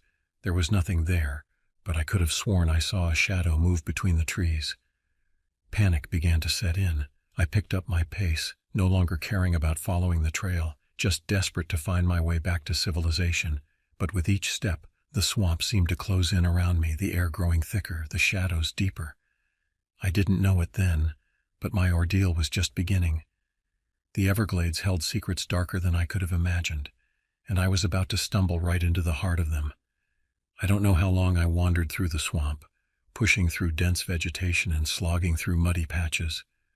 The sun had reached its zenith and was now beginning its descent, casting long shadows that seemed to reach for me with grasping fingers. My water was running low, and the energy bars I'd packed were long gone. Exhaustion and dehydration were taking their toll, making it harder to think clearly. I knew I needed to find help soon, or I might not make it out of this alive. That's when I saw him. He appeared suddenly, standing on the path ahead of me, as if he'd materialized out of the very air. He was tall and gaunt, dressed in tattered clothes that might once have been a park ranger's uniform. A wide-brimmed hat cast most of his face in shadow, but I could see his eyes, cold and piercing, fixed on me with an intensity that made my blood run cold. "Lost?" he asked, his voice rough and gravelly. I swallowed hard, trying to keep my voice steady. "No, just heading back to my campsite." He didn't move. "You shouldn't be out here alone," he said, a hint of a smile playing at the corners of his mouth. "Dangerous things in these swamps." I tried to walk around him, but he shifted, blocking my path again. "What's your hurry?" he asked, his smile widening into something predatory. In that moment, all my instincts screamed at me to run. Without thinking, I turned and bolted down the trail, my heart pounding in my ears. I could hear him laughing behind me, the sound echoing through the trees in a way that didn't seem natural. I ran blindly, branches whipping at my face and arms, roots threatening to trip me with every step. I glanced over my shoulder and saw no sign of the man, but that brought little comfort. The swamp all looked the same. I had no idea where I was or which direction would lead me to safety. Just when I thought my lungs would burst, I stumbled into a clearing. In the center was a small pond, its surface dark and still. For a moment I felt relief water meant I could refill my bottle, maybe even find my bearings. Then I saw them. At first I thought they were logs floating in the water, but as my eyes adjusted, I realized with horror what I was really seeing. Bodies, 2 of them, half submerged in the murky water, their lifeless eyes staring up at the sky. I stumbled backward, a scream caught in my throat. As I turned to run, I came face to face with the man from the trail. He wasn't alone this time. 2 other men, equally disheveled and menacing, stood beside him. "Looks like you found our little secret," the first man said, his smile widening to reveal yellowed teeth. I backed away, my mind racing. There was no way out. The 3 men advanced slowly, savoring my fear. In desperation, I grabbed a fallen branch, holding it out in front of me like a weapon. "Stay back," I shouted, my voice cracking. They laughed, a chilling sound that seemed to echo across the clearing. The leader lunged forward, easily knocking the branch from my hands. Before I could react, he had me pinned to the ground, his hands around my throat. I struggled, gasping for air, but his grip was like iron. Darkness crept in at the edges of my vision as I fought to stay conscious. This was it, I thought. This was how I was going to die. Just when I thought it was over, a gunshot rang out. The man on top of me went limp, falling to the side. I looked up, dazed, to see a figure standing at the edge of the clearing, a real park ranger, his gun raised and smoking. "Stay down," the ranger shouted, firing another shot at one of the other men. They scattered, disappearing into the trees with inhuman speed. The ranger rushed over to me, helping me to my feet. "Are you okay?" he asked, his voice filled with concern. I think so," I managed to say, still struggling to catch my breath. "We need to get you out of here," he said, glancing around nervously. "There might be more of them."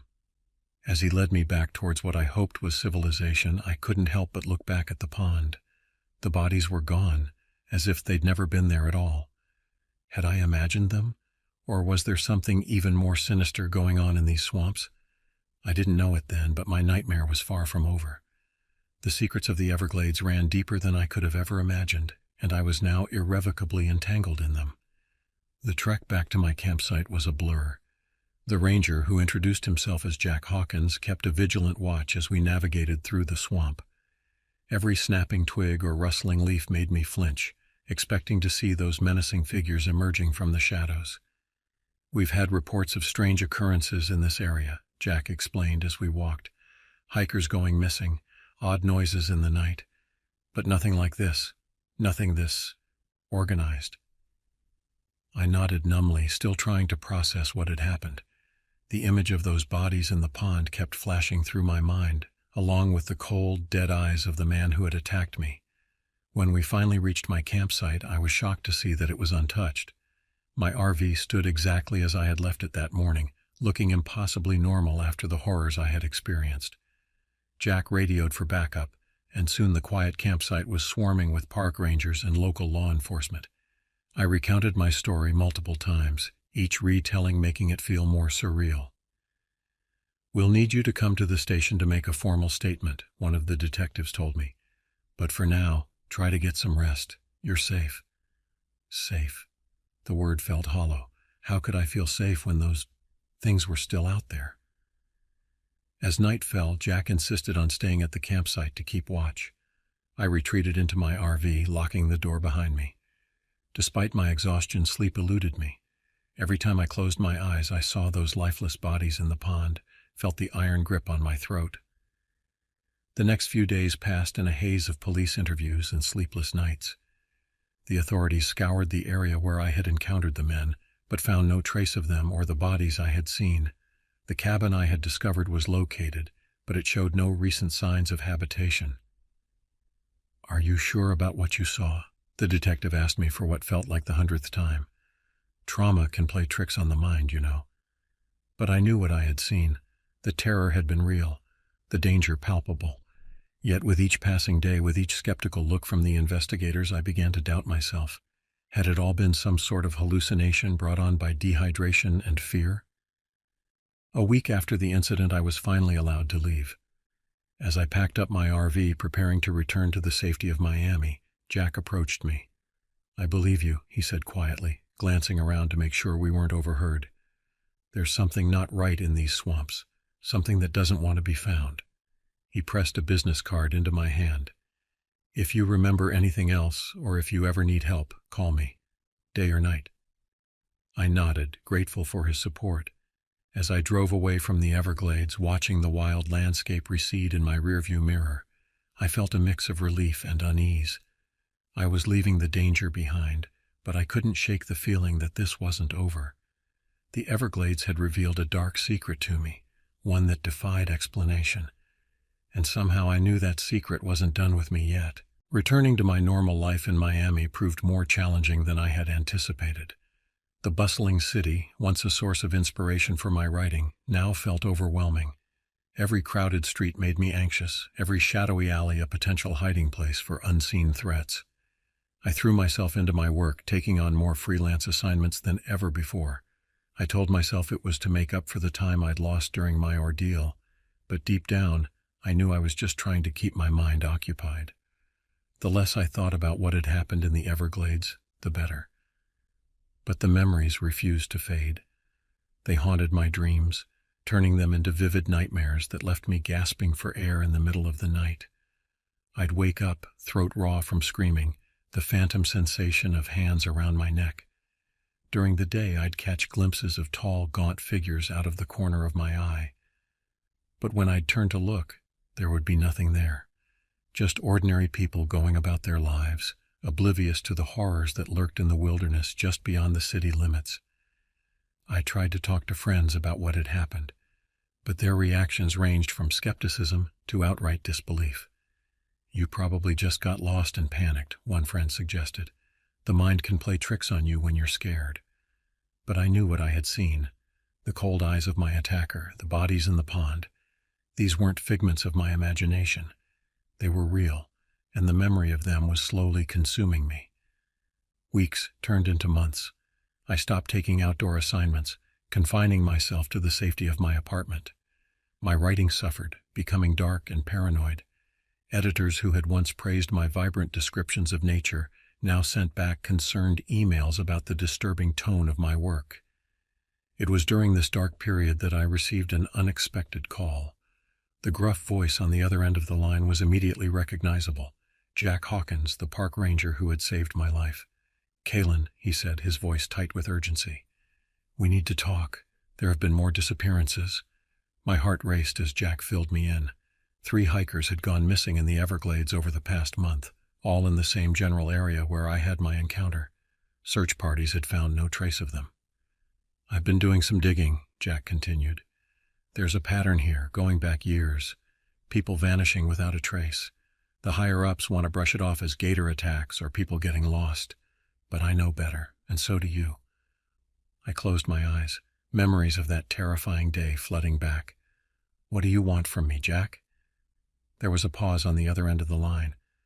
"I need your help, Kaylin. You're the only one who's seen these people and lived to tell about it. We need to go back in there and find out what's really going on."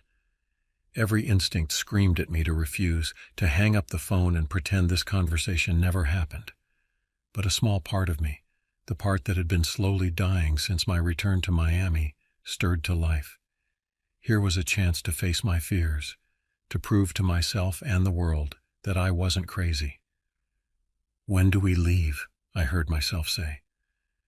2 days later, I found myself back in the Everglades, the humid air clinging to my skin like a second layer. Jack had assembled a small team, himself, me, and 2 other experienced rangers he trusted. We were off the books, unsanctioned. If anything went wrong, there would be no backup coming. As we ventured deeper into the swamp, following the trail of the missing hikers, I felt a familiar sense of dread creeping over me. The Everglades hadn't changed, but I had. Every shadow held a potential threat. Every unusual sound sent my heart racing.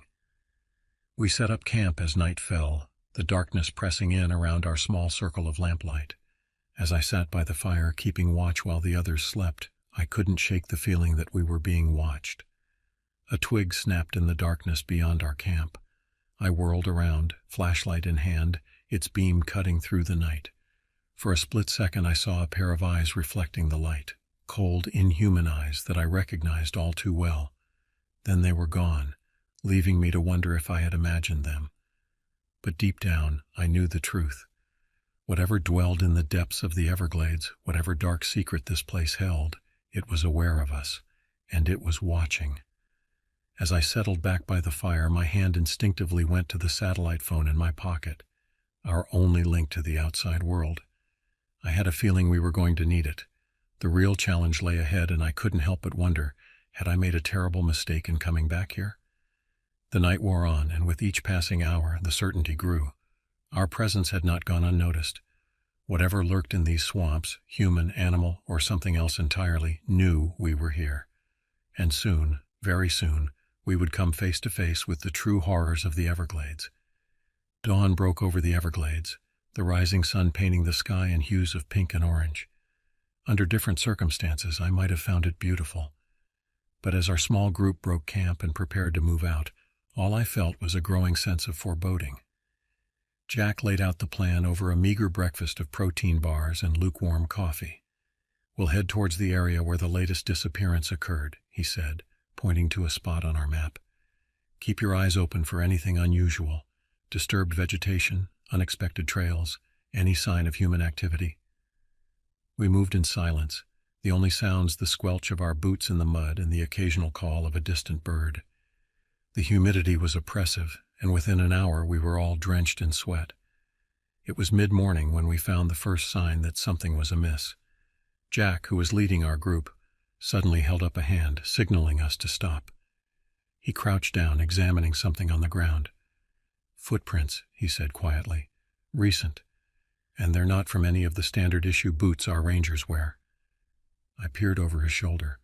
The print was oddly shaped, longer and narrower than a normal human foot. It sent a chill down my spine, reminding me of the gaunt, almost inhuman figures I had encountered on my last trip. We followed the trail of footprints, our pace quickening as adrenaline began to course through our veins. The vegetation grew thicker, forcing us to hack our way through with machetes. It was slow, exhausting work, but we pressed on. As the day wore on, I began to notice subtle changes in our surroundings. The wildlife sounds that had been our constant companions gradually faded away, replaced by an eerie silence. The air grew thicker, almost soupy, and carried a faint, acrid smell that made my nose wrinkle. "We're getting close to something," Jack murmured, his eyes scanning the surrounding foliage. "Stay alert." No sooner had the words left his mouth than we emerged into a clearing, and there, in the center, stood a structure that made my blood run cold. It was a cabin, larger and more well-maintained than the one I had stumbled upon during my last visit. But there was something fundamentally wrong about it. The angles seemed off somehow, as if it had been built by someone with only a passing familiarity with human architecture. "What the hell?" one of the other rangers whispered. Jack motioned for us to take cover behind some nearby bushes. We watched the cabin for what felt like hours, but saw no sign of movement. Finally, Jack made a decision. "We need to check it out," he said, "but we go in smart. Kaylin, you stay here with the satellite phone. If anything goes wrong, call for backup immediately." I wanted to protest, to insist on going with them, but I knew he was right. Someone needed to stay behind, just in case. I watched with growing anxiety as Jack and the other two rangers approached the cabin, their movements slow and cautious. They reached the porch, and after a brief hesitation, Jack pushed open the door. For a moment, nothing happened. Then I heard a shout, followed by the sound of gunfire. My heart leapt into my throat as I fumbled for the satellite phone, but before I could dial, a hand clamped down on my shoulder. I spun around, coming face to face with the stuff of nightmares. It was one of them, the gaunt, inhuman figures I had encountered before. But seeing it up close in the harsh light of day, I realized with horror that it wasn't entirely human. Its skin was pale and mottled, stretched too tight over an elongated frame. Its eyes, when they met mine, were completely black, I opened my mouth to scream, but no sound came out. The creature's grip tightened, and I felt myself being dragged away from the clearing, away from my companions. As the world began to fade to black, one thought echoed through my mind. We had walked right into their trap, and now we were about to discover the true horrors that lurked in the heart of the Everglades. I drifted in and out of consciousness, aware only of motion and the oppressive heat of the swamp. When I finally came to, I found myself in complete darkness. The air was thick and damp, with an underlying scent of decay that made me gag. As my eyes adjusted to the gloom, I realized I was in some sort of underground chamber. The walls were a mixture of packed earth and gnarled roots, creating an organic, almost living space. I tried to move, only to find my wrists and ankles bound with what felt like rough vines. A shuffling sound to my left made me freeze. "Jack," I whispered, hope and fear warring in my chest. "Is that you?" "Kaylin." Jack's voice was weak but unmistakable. "Thank God you're alive. Are you hurt?" "I don't think so," I replied, testing my bonds again. "Where are we? Where are the others?" There was a long pause before Jack answered, his voice heavy with defeat. "I don't know where the others are, and as for where we are, I think we're in their lair." Before I could respond, a door I hadn't noticed before creaked open, flooding the chamber with sickly green light. 2 figures entered, the same inhuman creatures that had attacked us. Up close, their otherworldly nature was even more apparent. They moved with an unnatural fluidity, as if they weren't quite solid. One of them approached me, its black eyes studying me with an unsettling intensity. When it spoke, its voice was a harsh whisper that seemed to bypass my ears and resonate directly in my mind. "You should not have come back," it said. "This place is not for your kind." "What are you?" I managed to ask, my voice trembling. "What do you want with us?" The creature tilted its head, an almost human gesture that only served to highlight its alienness. "We are the Guardians," it said. "We protect the heart of this place from those who would destroy it." "Guardians?" Jack's voice was skeptical. "You've been kidnapping and killing people?" The second creature turned to Jack, its movements unnaturally smooth. "Only those who threaten the balance," it said. "Your kind brings destruction wherever you go. We must preserve this place, for it is the last of its kind." As they spoke, pieces began to fall into place in my mind. The odd angles of the cabin, the unnatural silence in parts of the swamp, the bodies in the pond that disappeared. We weren't dealing with some backwoods cult or a group of deranged killers. This was something far older, far stranger. "What is this place?" I asked, a dawning realization making my voice shake. "What are you protecting?" The first creature turned back to me, and for a moment I thought I saw something like sadness in its inhuman eyes. "A doorway," it said, "a thinning between worlds. Your ancestors knew of such places, but that knowledge has been lost. We remain, the last guardians of the last gate." My mind reeled. It was impossible, and yet, hadn't I seen impossible things already? Hadn't I felt from the moment I first entered the Everglades that there was something fundamentally different about this place? "So what happens now?" Jack asked, his voice tight with tension. "Are you going to kill us?" The creatures exchanged a look I couldn't interpret. "No," the second one said finally. "You have seen too much. You cannot be allowed to leave, but we will not take your lives. You will join us, become part of the guardian force that protects this place." Horror washed over me as I realized what they meant. The missing hikers, the bodies in the pond. They hadn't been killed, but transformed, changed into these inhuman guardians. As the full implications sank in, I felt a scream building in my throat. This couldn't be happening. It couldn't be real. And yet, as the creatures advanced on us, their forms seeming to shimmer and distort in the green light, I knew with terrible certainty that it was. The last thing I remember is their cold hands on my skin and a sensation like I was being unmade and remade all at once. Then mercifully, darkness claimed me. I don't know how long it's been since that day in the underground chamber. Time moves differently here, in this place between worlds. My memories of my old life have faded, becoming like half-remembered dreams. Sometimes I catch glimpses of my reflection in the still waters of the swamp. The face that looks back at me is no longer fully human, but it doesn't frighten me anymore. I've accepted what I've become, what we've all become. Jack and I still patrol the Everglades together, along with the others who were once human. We protect the secret at the heart of this place, turning away those who wander too close, occasionally recruiting new guardians when the need arises. And sometimes, on quiet nights when the barrier between worlds grows thin, I think I can almost see through to the other side, to a place of wonder and terror beyond human imagining. I am Kalen Trevino, and this is my true story, a story of survival, transformation, and the deep, dark secrets that lurk in the heart of the Everglades. If you're reading this, consider it a warning. The wilderness holds mysteries beyond your understanding.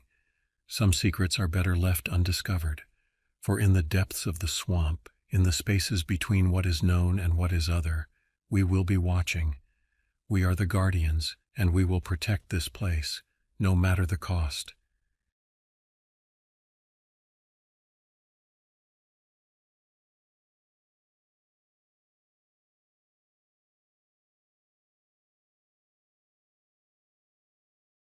The gentle hum of my RV's engine filled the air as I navigated the winding roads of rural Montana.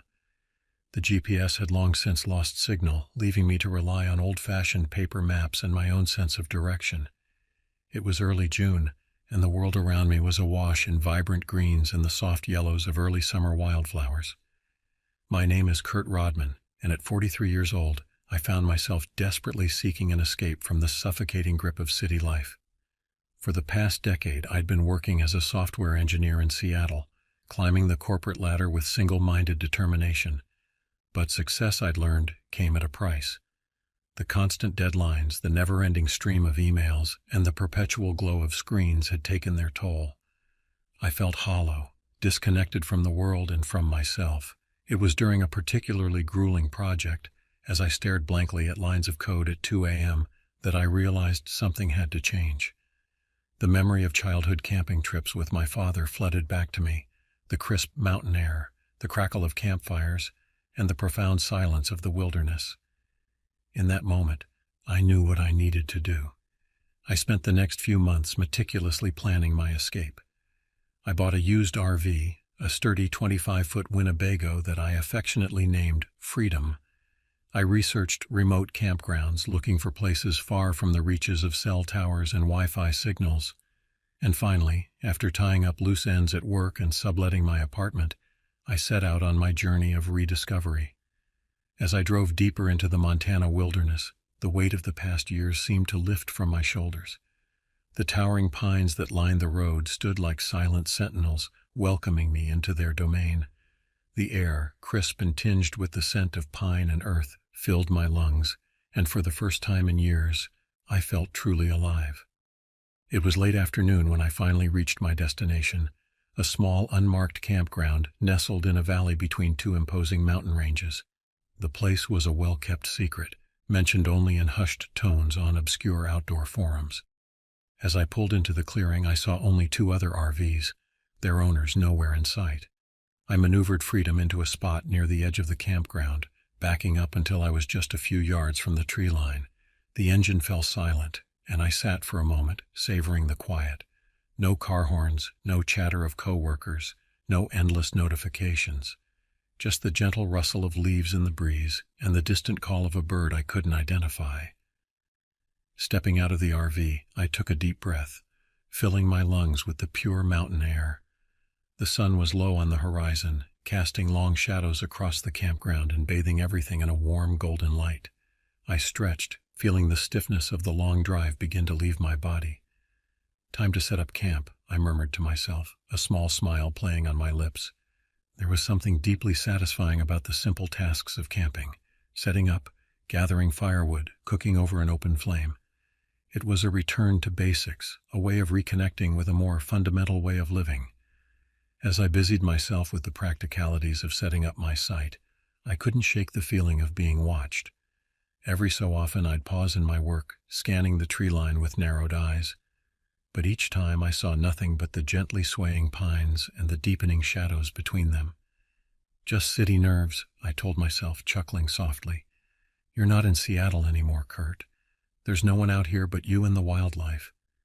Still, as the sun dipped below the horizon and true darkness began to fall, I couldn't quite shake the unease that had settled in the pit of my stomach. I built a small fire, its warm glow creating a circle of light that pushed back against the encroaching night.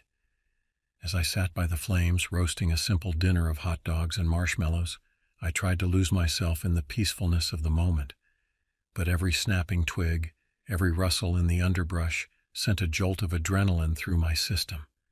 I found myself constantly looking over my shoulder, peering into the darkness beyond the firelight. There was something out there, I was sure of it, something watching, waiting. As I retreated to the safety of my RV that night, locking the door securely behind me, I couldn't help but wonder if I had made a mistake. Had I been too hasty in my decision to leave everything behind? Was I truly prepared for the solitude and isolation of this remote wilderness? Little did I know, as I drifted off into an uneasy sleep, that my adventure was only just beginning. The true test of my resilience and survival skills lay ahead, hidden in the shadows of the Montana pines. Sleep came fitfully that first night. The unfamiliar sounds of the forest, the hooting of owls, the rustling of small animals in the underbrush, the creaking of trees in the wind, kept jolting me awake. Each time I'd lie there in the darkness of the RV, heart pounding, straining my ears for any sound that might be out of place. It was during one of these wakeful periods, sometime in the early hours of the morning, that I heard it. A sound so out of place, so incongruous with the natural symphony of the forest, that it sent a chill down my spine. It was the sound of metal scraping against metal, faint but unmistakable. I sat up in my sleeping bag, every nerve in my body on high alert. The sound came again, closer this time. It seemed to be coming from just outside the RV. With trembling hands, I reached for the flashlight I'd placed next to my pillow. The beam of light cut through the darkness of the RV's interior as I swept it across the windows, half expecting to see a face peering in at me. But there was nothing, just the darkness of the forest beyond the glass. The scraping sound came once more, and this time I was certain it was coming from the rear of the RV. Summoning every ounce of courage I possessed, I slipped out of my sleeping bag and crept towards the back window. The night air was cool on my skin as I pressed my face close to the glass, cupping my hands around my eyes to block out any interior reflections. For a long moment I saw nothing but the vague shapes of trees in the gloom. Then a movement caught my eye. A shadow, darker than the surrounding night, seemed to detach itself from a nearby pine and move swiftly across the small clearing behind my RV. It was too large to be a deer or any other forest animal I could think of, too deliberate in its movements to be anything but human. My breath caught in my throat as I watched the figure pause at the edge of the clearing. It seemed to be looking directly at the RV, at me. Then, as silently as it had appeared, it melted back into the forest. I stumbled back from the window, my mind racing. What had I just seen? Who would be out in these woods in the middle of the night? And more importantly, what did they want? Sleep was impossible after that. I spent the rest of the night huddled in the driver's seat of the RV, keys in the ignition, ready to flee at a moment's notice. Every shadow, every sound from the forest outside sent my heart racing. As the first pale light of dawn began to filter through the trees, I finally allowed myself to relax slightly. Whatever or whoever I had seen in the night was gone, at least for now. But as I stepped out of the RV into the cool morning air, my eyes were immediately drawn to something that made my blood run cold. There, in the soft earth behind my campsite, was a single line of footprints. They led from the forest to the rear of my RV, circled it once, and then disappeared back into the trees. I stood there frozen, as the implications of what I was seeing sank in. I hadn't imagined it. Someone had been here watching me, possibly trying to break into my RV while I slept. The peaceful escape I had envisioned was quickly turning into something far more sinister. As I stared at those footprints, a single question echoed in my mind. What have I gotten myself into?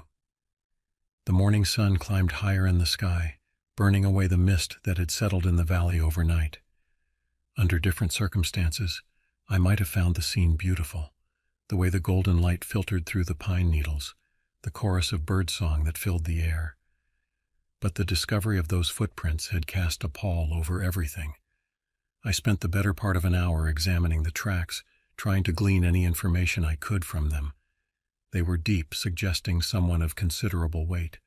The stride was long, whoever had made them was tall. But beyond these basic observations, I was at a loss.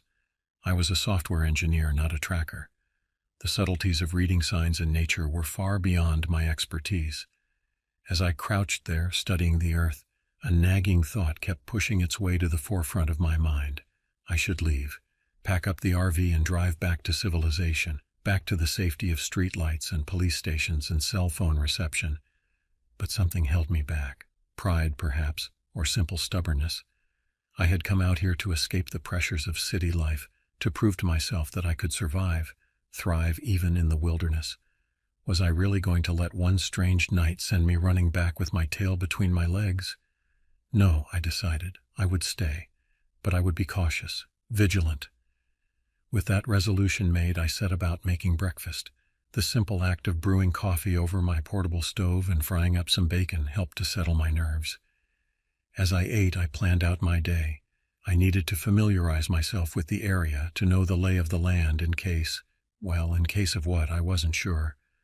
But knowledge was power, and out here I felt powerless. After cleaning up and securing the RV, I shouldered my day pack.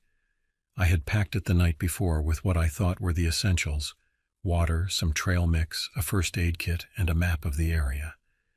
As an afterthought, I slipped my hunting knife into the side pocket. I had bought it more for show than anything else, a prop to make me feel like a real outdoorsman. Now its weight at my hip was oddly comforting. The trail started just a few yards from my campsite, a narrow path that wound its way into the dense forest. As I set off, the sounds of the campground, the low murmur of voices from the other campers, the occasional slam of an RV door, faded away, replaced by the crunch of pine needles under my boots and the whisper of wind through the trees. For the first hour or so of my hike, the unease that had plagued me since the night before began to dissipate. The physical exertion, the fresh air, the sheer beauty of my surroundings, it all worked to push the darker thoughts to the back of my mind. I found myself pausing often, not out of fear, but to admire a particularly majestic tree or to watch a chipmunk scurry across my path. It was nearing midday when I came upon the lake. The trail had been steadily climbing, and as I crested a small rise, the trees suddenly opened up to reveal a vista that took my breath away. The lake stretched out before me, its surface a perfect mirror reflecting the blue sky and surrounding mountains.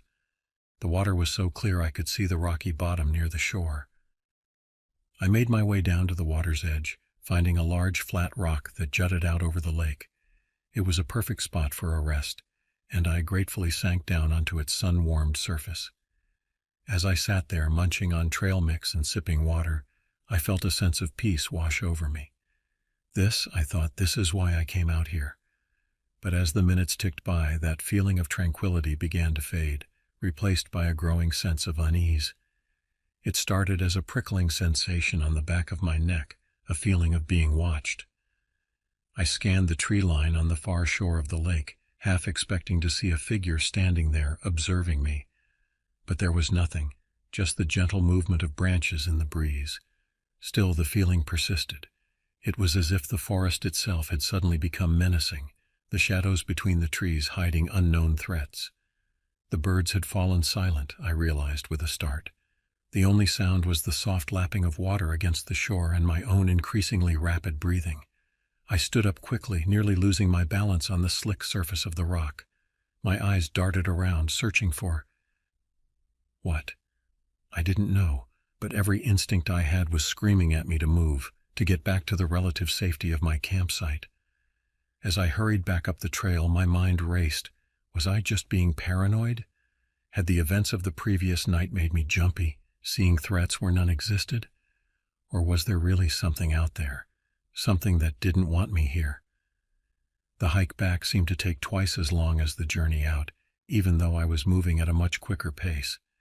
Every snapping twig, every rustle in the underbrush, sent a jolt of adrenaline through my system. By the time I reached the campground, I was practically running. I burst out of the tree line and into my campsite, half expecting to find my RV ransacked or missing altogether. But everything was as I had left it.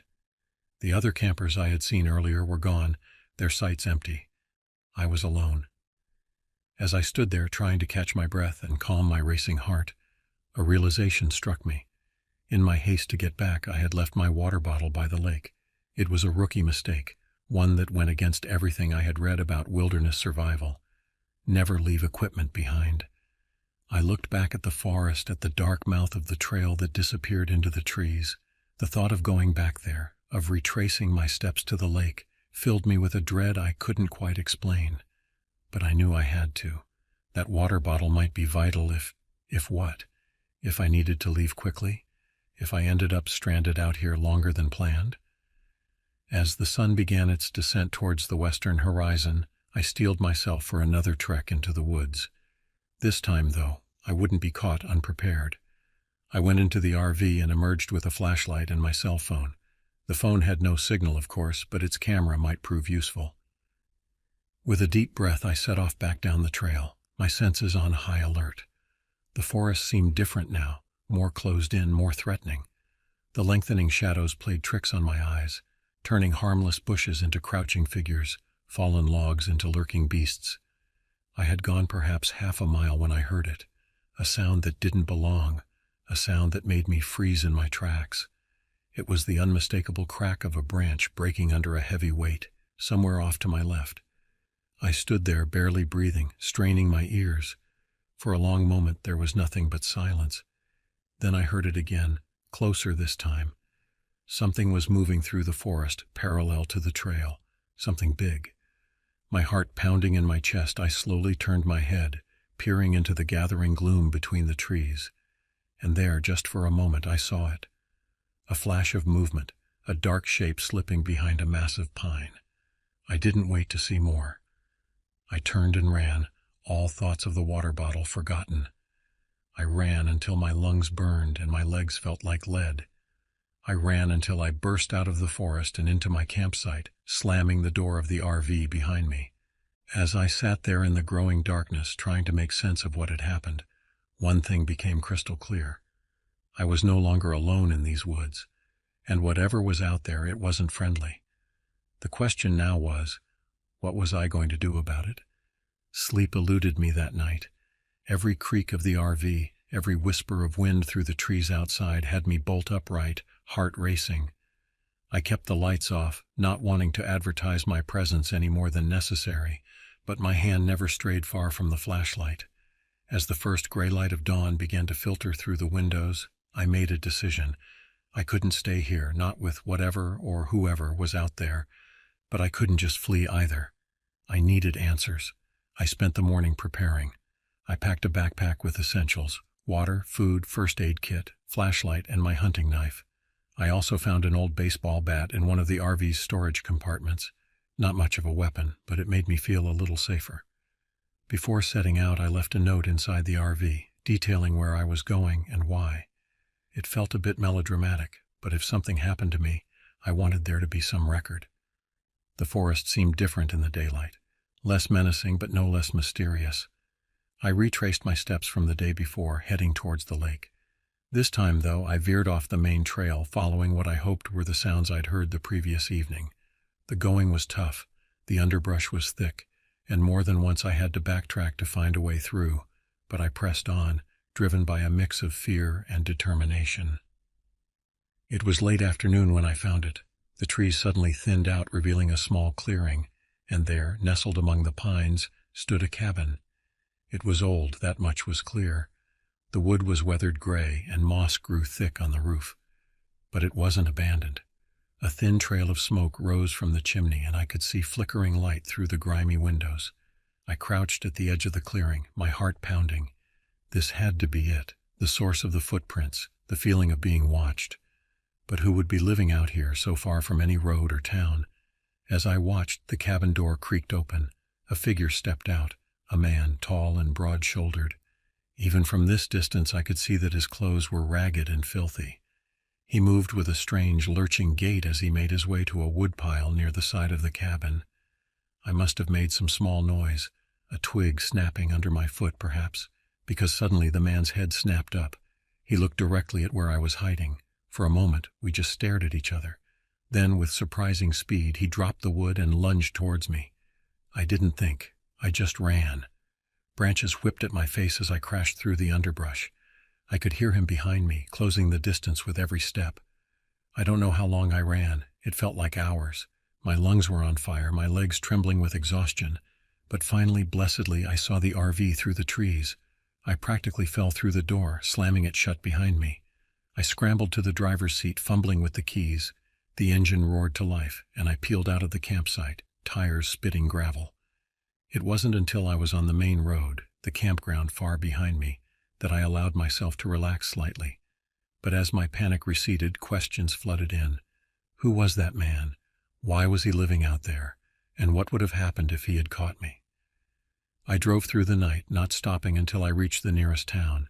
The sheriff's office was my first stop. The deputies listened to my story with growing concern. They promised to investigate, but I could see the skepticism in their eyes. A crazed mountain man? It sounded far-fetched, even to my own ears. I checked into a motel, my mind reeling from the events of the past few days. As I lay in bed that night, staring at the ceiling, I couldn't shake the feeling that this wasn't over, that somehow, some way, I would be drawn back to those woods. And I was right. Weeks passed. I returned to Seattle, to my job and my apartment. But I couldn't forget what had happened in those Montana woods. The memory of the cabin, of the wild-looking man, haunted my dreams. I tried to move on. I threw myself into my work, took up new hobbies, anything to keep my mind occupied. But always in the back of my mind were the unanswered questions. It was a month after my return when I got the call. It was the sheriff's department from Montana. They had investigated the area I'd described, but found nothing. No cabin, no signs of habitation, just endless forest. But that wasn't why they were calling. A hiker had gone missing in the area. A search party had been organized, but they were coming up empty. Given my experience in the area, they wondered if I'd be willing to come back, to help guide the search. I should have said no. Every logical part of my brain was screaming at me to stay away. But I couldn't. I had to know. 2 days later, I was back in Montana. The campground was busy now, filled with volunteers and search and rescue teams. The atmosphere was tense, worried. This was no longer my personal mystery. It was a matter of life and death. I joined one of the search teams, guiding them towards where I had seen the cabin. But as we pushed deeper into the forest, doubt began to gnaw at me. The landscape seemed different somehow. Had I misremembered? Was I leading these people on a wild goose chase? It was on the 3rd day of searching that it happened. We were taking a break, the team spread out in a small clearing. I wandered a little way off, lost in thought. That's when I heard it. A whisper barely audible over the rustle of leaves. I froze, straining my ears. There it was again, a voice calling for help. I shouted for the others, but they were too far away. The voice was fading. Without thinking, I plunged into the underbrush, following the sound. I don't know how long I ran. The voice led me on, always just out of reach. The forest grew denser, darker. I realized with a start that night was falling. Suddenly I burst into a clearing, and there, just as before, stood the cabin. But this time the door was wide open. I hesitated at the edge of the clearing. Every instinct told me to turn back, to find the search team. But what if the missing hiker was in there? Could I live with myself if I left them behind? Taking a deep breath, I stepped into the clearing. The cabin loomed before me, dark and forbidding. As I approached, I could hear something from inside, a faint, rhythmic sound. Breathing? I paused at the threshold, peering into the gloom. "Hello?" I called out. "Is anyone there? I'm here to help." No response, just that steady, rasping breath. I took another step forward. My foot hit something, sending it skittering across the floor. I pointed my flashlight down. It was a bone. Human. I stumbled back, my heart in my throat. But before I could turn to run, a shadow fell across me. A hand, huge and gnarled, clamped down on my shoulder. "Welcome back," a voice growled in my ear. "We've been waiting for you." The last thing I remember is a sharp pain in my head. Then darkness. I awoke to the sound of dripping water. My head throbbed, and when I tried to move, I found my hands were bound behind my back. I was lying on a cold, damp floor. As my eyes adjusted to the darkness, I realized I was in some sort of cellar. "He's awake," a voice said. Footsteps approached, and a figure crouched in front of me. It was the man from the cabin. his wild beard matted and his eyes gleaming in the dim light. "Who are you?" I managed to croak out. "What do you want?" The man chuckled, a sound devoid of humor. "Who we are isn't important. What we want, well, that's a bit more complicated." As he spoke, I became aware of other figures moving in the shadows. How many were there? "You see," the man continued, "we've been out here for a long time, watching, waiting. This forest, it's special. It has power, but it needs fuel." A chill ran down my spine. "The missing hikers," I whispered. The man nodded, a grotesque smile spreading across his face. "Smart boy. Yes, the forest needs sacrifices, and you, my friend, you're going to help us provide them."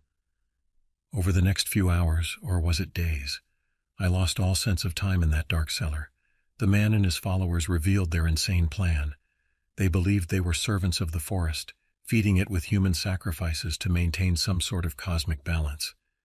And now they wanted me to join them, to use my knowledge of the outside world to lure more victims to their twisted cult.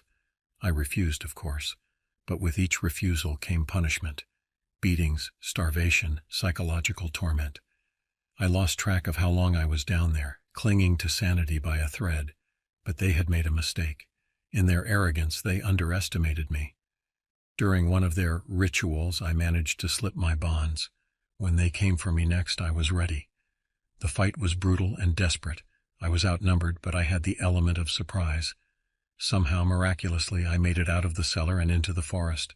I ran like I've never run before, branches whipping my face, roots threatening to trip me at every step. I could hear them behind me, their shouts echoing through the trees. I don't know how long I ran, hours maybe. My lungs were on fire, my legs ready to give out.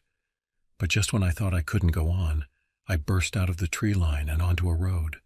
A car was approaching. I waved my arms frantically and it screeched to a halt. It was a police cruiser. The search party had widened its net. As the officers helped me into the car, I looked back at the forest. For a moment I thought I saw figures watching from the shadows, but then we were moving, leaving the nightmare behind. The following days were a blur of hospital rooms and police interviews. They found the cabin and evidence of the cult's horrific activities. But many of the cultists, including their leader, had vanished into the vast wilderness. As I sit here now, months later, trying to piece my life back together, I'm left with more questions than answers. Was there really some dark power in those woods? Or was it just the madness of men? I don't know if I'll ever fully understand what happened out there, but one thing is certain. I'll never look at the wilderness the same way again, because now I know that sometimes the real monsters aren't the animals in the forest. They're the ones who look just like us. It's been a year since my ordeal in the Montana wilderness. On the surface, my life has returned to normal. I'm back at work, my physical wounds have healed, and I've even started dating again. But the scars run deeper than the eye can see. I still wake up in cold sweats, the echo of that madman's laughter ringing in my ears. I flinch at unexpected shadows and can't bear the sound of rustling leaves. The wilderness, once my escape, has become my prison. The investigation into the cult is ongoing. Some of the members were caught, but many, including the leader, seem to have vanished into thin air. The authorities assure me they're doing everything they can, but I can see the doubt in their eyes. They don't understand what they're dealing with. I've tried to move on, to forget, but I can't shake the feeling that it's not over. Sometimes, when I'm alone in my apartment, I swear I can hear whispers, the forest calling to me. And the dreams, they're getting worse. I see the cabin, the cellar, the dark figures moving among the trees. But now there's something else, something bigger, something ancient and hungry, lurking just beyond the veil of reality. I know it's only a matter of time before I have to go back, not because I want to, but because I have to. There are still missing people out there, families waiting for closure. And whatever is in those woods, whatever dark power that cult was serving, it needs to be stopped. So I've started preparing, training, researching, gathering equipment. This time I won't be caught off guard. This time I'll be ready. Because the forest is waiting, and so am I.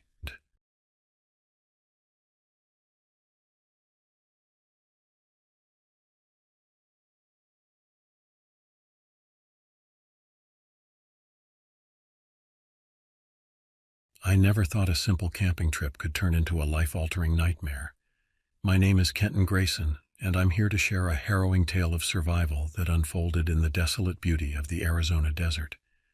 This isn't a story for the faint of heart, but it's one that needs to be told, a testament to the human spirit's resilience in the face of unimaginable terror. It was a crisp autumn evening when I decided to embark on a solo camping trip. Life had been throwing me curveballs lately, and I needed some time alone to clear my head. The Arizona desert seemed like the perfect escape, vast, quiet, and far removed from the chaos of everyday life. I'd always been a bit of a loner, a trait born from a childhood marked by absence and struggle. My father walked out when I was just a kid, leaving my mother to juggle 3 jobs just to keep food on the table. Those early hardships forged me into a self-reliant adult, someone who found solace in solitude. Little did I know that this solitude would soon become a double-edged sword. As I drove my RV deep into the desert, far from any marked trails or campgrounds, I felt a sense of peace washing over me. The sun was setting, painting the sky in brilliant hues of orange and purple, the light dancing off the rocky landscape in a mesmerizing display. I found a perfect spot, secluded and with a breathtaking view of the sunset, and set up camp. The evening passed quietly. I built a small fire, cracked open a cold beer, and lost myself in a good book. The crackling of the flames and the occasional cry of a distant coyote were my only companions. As midnight approached, I doused the fire and retreated to the safety of my RV, locking the door behind me out of habit rather than any real concern. If only I had known what the night had in store for me. Sleep came easily that night, the day's drive and the crisp desert air lulling me into a deep slumber. But sometime in the early hours of the morning, I was jolted awake by an unfamiliar sound. At first I tried to dismiss it as the wind or perhaps a curious animal. But as I lay there in the darkness, my senses on high alert, I realized this was something else entirely. The sound was deliberate, methodical, footsteps crunching on the gravelly desert floor. They circled the RV slowly, pausing occasionally as if their owner was studying my temporary home. My heart began to race, pounding so loudly in my chest that I was sure whoever was out there could hear it. I debated my options. Should I call out, pretend I wasn't there, make a run for it? The logical part of my brain tried to reason that it was probably just another camper who had gotten lost, but a primal instinct deep within me screamed that something was very, very wrong. Gathering my courage, I slipped out of bed and crept to the window, peering out into the moonlit desert. The landscape was bathed in an eerie, silvery glow, shadows stretching long and dark across the rocky terrain. But there was no sign of the source of the footsteps. Just as I was about to convince myself it had all been a product of my imagination, I saw them, footprints in the soft desert sand, fresh and unmistakable, leading away from my RV towards a cluster of large boulders about 50 yards away.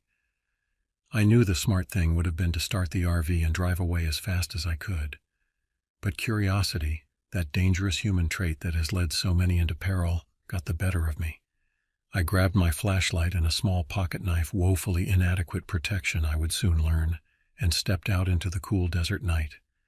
The silence was oppressive, broken only by the soft crunch of my own footsteps as I followed the trail left by my mysterious visitor. As I approached the boulders, I noticed a narrow crevice between 2 of them, barely visible unless you knew where to look. The footprints led directly to this hidden passage. I hesitated at the entrance, my instincts screaming at me to turn back. But then I heard it, a low, pained moan coming from somewhere beyond the crevice. Someone could be hurt, I reasoned, pushing aside my fear. I had to help. Squeezing through the narrow opening, I found myself in a small, hidden canyon. The moonlight barely penetrated here, and I had to rely on my flashlight to see. The beam cut through the darkness, revealing a scene that would haunt my nightmares for years to come. There, hunched over something on the ground, was a man. He was facing away from me, his body tense and alert like a predator over its prey. I could hear the sound of scraping, of earth being moved. "Hey!" I called out, my voice shakier than I'd intended. "Are you okay?" The man froze but didn't turn around. I took a tentative step closer, and as I did, the beam of my flashlight illuminated what he had been crouched over. My blood ran cold, and I had to fight the urge to vomit. It was a body, half buried in the loose desert soil. ##. Chapter 4. Face to Face with Evil. "What the hell are you doing?" I shouted, fear giving way to anger and disbelief. The man slowly rose to his feet and turned to face me. He was tall and gaunt, with wild, unkempt hair and a scraggly beard. His clothes were torn and caked with dirt, and what I now realized with horror was dried blood. But it was his eyes that truly terrified me. They were wide and crazed, filled with a madness that sent chills down my spine. "Go away," he hissed, his voice a guttural snarl that barely sounded human. I stood my ground, though every fiber of my being screamed at me to run. "I'm not going anywhere," I said, trying to sound braver than I felt. "What did you do?" He didn't answer. Instead, he took a step towards me, and in the dim light I saw the glint of a knife in his hand. The blade was dark with what could only be blood. Panic surged through me. I wasn't prepared for this.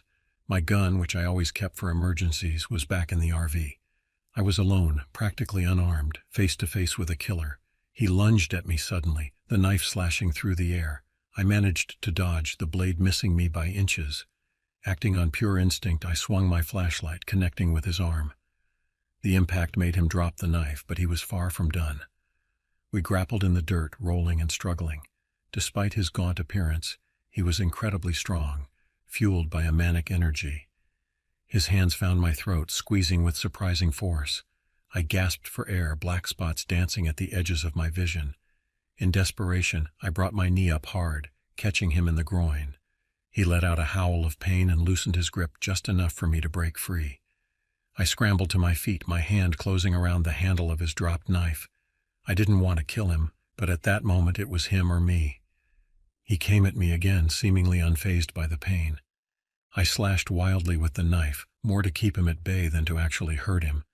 But in the frenzy of the moment, the blade caught his arm, opening a long gash. He howled in pain, but didn't stop. If anything, the injury seemed to enrage him further. He tackled me, and we fell to the ground once more, the knife between us. In the struggle, I felt a sharp, burning pain in my side. The blade had found flesh. My flesh. The crisp autumn air nipped at my face as I stepped out of my RV, stretching my arms above my head. The early morning sun was just beginning to peek through the dense canopy of the Allegheny National Forest, casting dappled shadows on the forest floor. I took a deep breath, savoring the earthy scent of fallen leaves and damp soil. This was why I came here, to escape the relentless noise and bustle of Pittsburgh, to find a moment of peace in nature's embrace. I had arrived at this secluded spot late last night, carefully maneuvering my RV down the narrow, winding dirt road.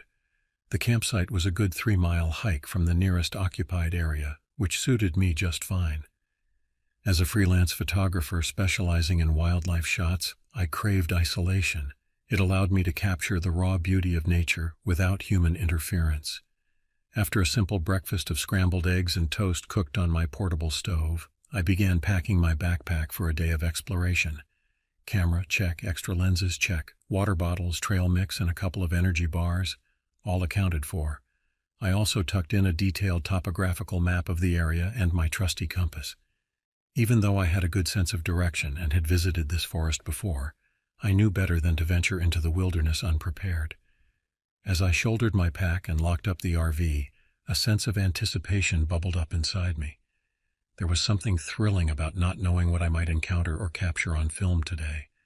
Would it be a majestic elk, a playful family of otters, or perhaps even a black bear if I was lucky and careful? The trail I chose was barely more than a game path, marked only by the occasional faded blaze on a tree trunk. As I hiked deeper into the forest, the sounds of civilization faded away, replaced by the gentle rustle of leaves in the breeze and the occasional call of a bird. The further I went, the denser the forest became. Towering hemlocks and centuries-old oaks blocked out much of the sunlight, creating a cool, shadowy world beneath their branches. After about an hour of steady hiking, I came across a small stream. The water burbled cheerfully over moss-covered rocks, and I paused to refill my water bottle using my portable filter. As I knelt by the stream, movement caught my eye. A sleek mink darted along the opposite bank, pausing to look at me with curious dark eyes before disappearing into the underbrush. I smiled, pleased with the encounter, even though I hadn't managed to get my camera out in time. It was shortly after this that the character of the forest began to change. The trees grew more gnarled and twisted, their branches reaching out like grasping fingers. The cheerful birdsong that had accompanied me earlier faded away, leaving an unsettling silence in its wake. A sense of unease began to creep over me, though I couldn't pinpoint why. Then quite suddenly I stumbled into a clearing. The abrupt transition from dense forest to open space was jarring, and I blinked in the sudden brightness. As my eyes adjusted, I saw it, a small, dilapidated cabin squatting in the center of the clearing like a malevolent toad. My photographer's instincts kicked in, overriding my initial discomfort. The cabin, with its sagging roof and broken windows, would make for some hauntingly beautiful shots. I approached slowly, my camera already in hand, snapping pictures as I went. It wasn't until I was almost at the cabin's weathered door that I noticed the smell. At first I dismissed it as normal forest decay, the musty scent of rotting leaves and fungi. But as I drew closer, the odor intensified, taking on a sickeningly sweet note that made my stomach churn. It was a smell I'd encountered only once before, during a university internship at the city morgue, the unmistakable stench of decomposing flesh. Every instinct screamed at me to turn and run, to forget this godforsaken clearing and the secrets it might hold. But a morbid curiosity, coupled with a sense of civic duty, propelled me forward. What if someone was hurt? What if they needed help? With trembling hands, I pushed open the cabin door. It swung inward with a mournful creak, revealing an interior cloaked in shadow. Dust motes danced in the thin shafts of light that penetrated the gloom through cracks in the walls and roof. As my eyes adjusted, I began to make out shapes. A broken table, a toppled chair, rusted tools scattered across the floor. And there, in the far corner, partially hidden beneath a tattered blanket, was the source of the smell. Even in the dim light, there was no mistaking the curve of a human skull, the long bones of arms and legs.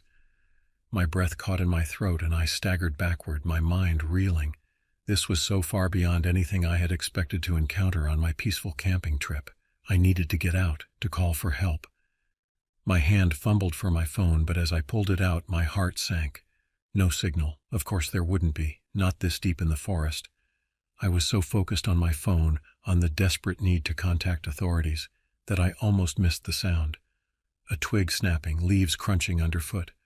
I spun around, my heart pounding so hard I could feel it in my throat.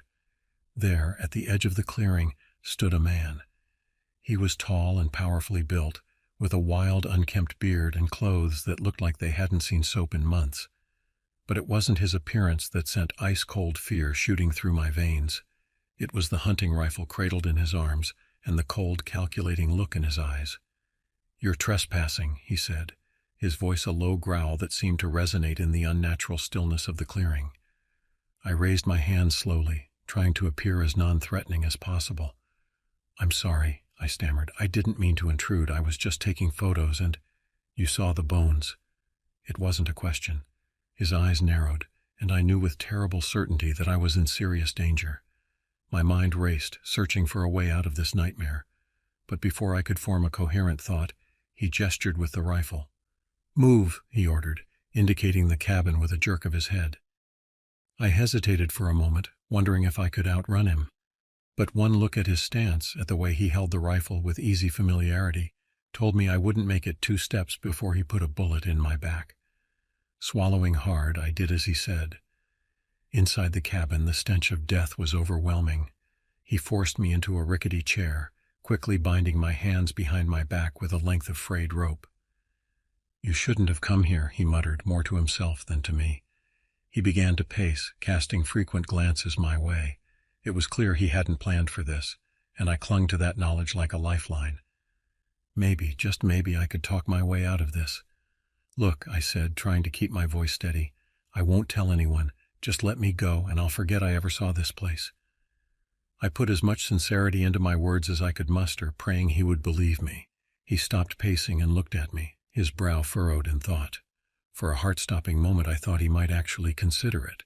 But then he shook his head. "Can't risk it," he said gruffly. "You've seen too much." My heart plummeted. I knew then that if I didn't find a way out, I would become just another set of bones beneath a tattered blanket. As he turned away, muttering to himself, I noticed something glinting on the floor near my feet. A knife, old and rusty, but still potentially useful. Hope flared in my chest. Slowly, carefully, I began to inch my chair closer to the knife. The man was distracted, still pacing and muttering, occasionally casting glances out the grimy window as if expecting someone. I had just managed to hook the knife with my foot when a loud crash echoed from outside. The man's head snapped up, his eyes widening in surprise, and was that fear? Without a word, he grabbed his rifle and hurried out the door, leaving me alone in the cabin. This was my chance.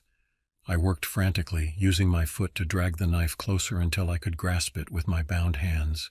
The rope was old and frayed, and the knife, though dull, was enough to saw through it. As the last strands parted, I almost sobbed with relief. Free at last, I crept to the door, peering out cautiously. What I saw made my blood run cold. The man was standing over another person, a hiker judging by their outfit, who lay motionless on the ground. Whether they were unconscious or dead, I couldn't tell. I knew I had only seconds to act. The man's rifle was propped against a nearby tree, momentarily forgotten as he bent over the prone figure. Moving as quietly as I could, I darted out and snatched up the weapon. "Stop right there," I shouted, my voice cracking with fear and adrenaline. The man whirled around, his face contorting with rage as he saw me holding his rifle. He took a step toward me, his hands clenching into fists. "Don't move," I yelled, raising the rifle to my shoulder. My hands were shaking so badly I wasn't sure I could hit the broadside of a barn, but he didn't know that. "Back away from them, now!"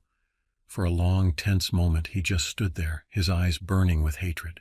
Then, slowly, he raised his hands and took a step back. "Turn around and walk away," I ordered, trying to inject more confidence into my voice than I felt. "If you come near me again, I swear I won't miss." He glared at me for another heartbeat, then turned and lumbered off into the woods. I waited until I could no longer hear the sound of his footsteps before lowering the rifle and rushing to the fallen hiker. To my immense relief, they were alive, unconscious and sporting a nasty gash on their forehead, but alive. I knew I couldn't leave them here, not with that madman still out there somewhere. So, gathering strength I didn't know I possessed, I managed to hoist them over my shoulder in a fireman's carry. The trek back to my RV was the longest, most grueling journey of my life. Every snapping twig, every rustle of leaves sent a jolt of terror through me. I was certain that at any moment the wild-eyed man would emerge from the shadows to finish what he'd started. But somehow, miraculously, we made it. As soon as we reached the RV, I laid the still unconscious hiker across the back seat and jumped behind the wheel. I drove like a man possessed, bouncing and jolting down the rough forest road until we finally, blessedly, reached the ranger station. The next few hours passed in a blur of police statements, medical examinations, and endless questions. The hiker, a young woman named Sarah, regained consciousness in the ambulance. She had been out for a solo camping trip when she stumbled upon the cabin and its grisly contents, just as I had. The man had attacked her, knocking her unconscious, and would likely have killed her if I hadn't intervened.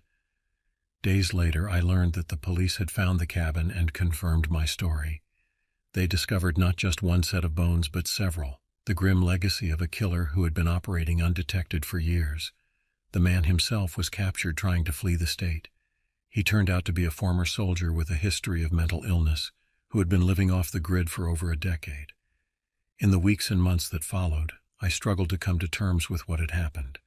The forest, once a source of solace and inspiration, now featured prominently in my nightmares. My camera gathered dust, the thought of venturing into the wilderness again filling me with paralyzing dread. But slowly, with the help of therapy and the unwavering support of my friends and family, I began to heal. I'll never forget that day in the Allegheny National Forest, the day that started so normally and nearly cost me my life. But I also can't forget that my actions saved Sarah's life and brought a dangerous killer to justice. These days I still take photographs, but my subjects have changed. Instead of seeking solitude in the wild, I find beauty in the urban landscapes of Pittsburgh. And while I may never again feel entirely comfortable in the deep woods, I've learned that courage isn't about being fearless. It's about facing your fears and doing what's right, even when every instinct is screaming at you to run.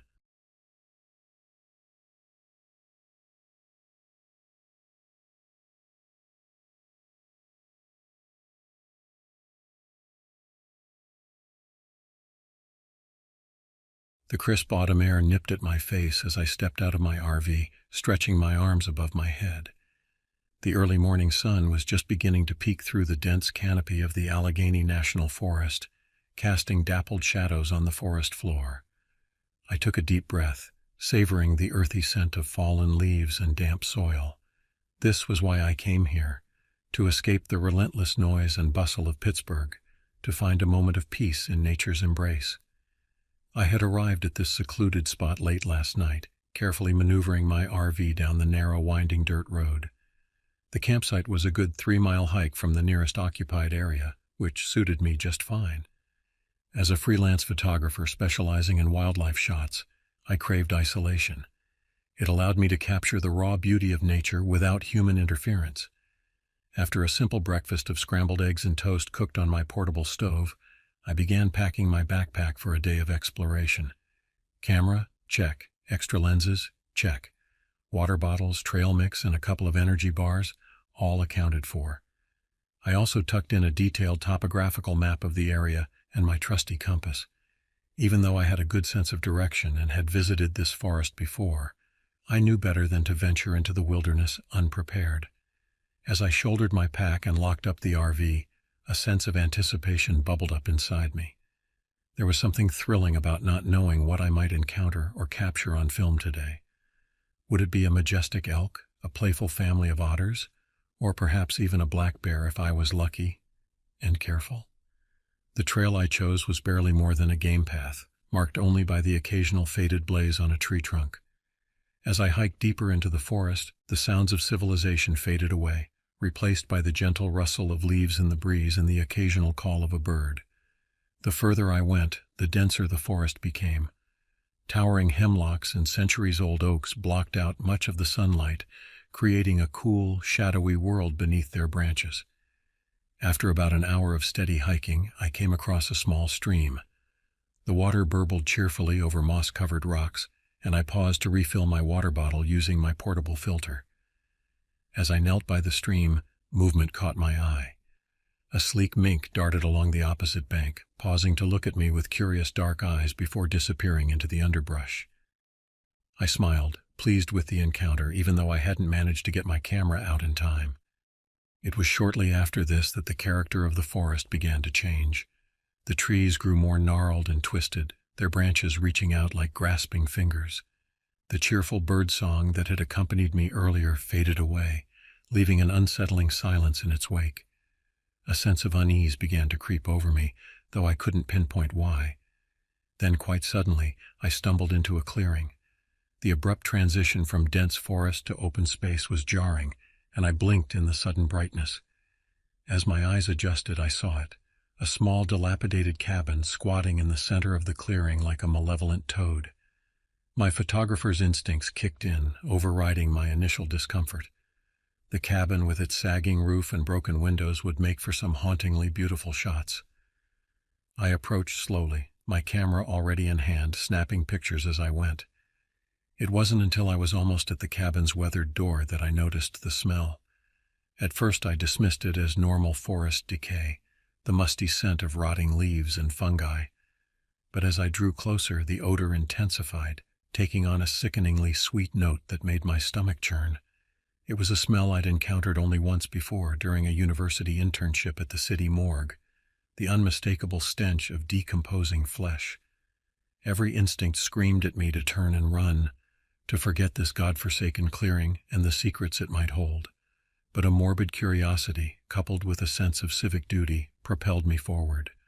What if someone was hurt? What if they needed help? With trembling hands, I pushed open the cabin door.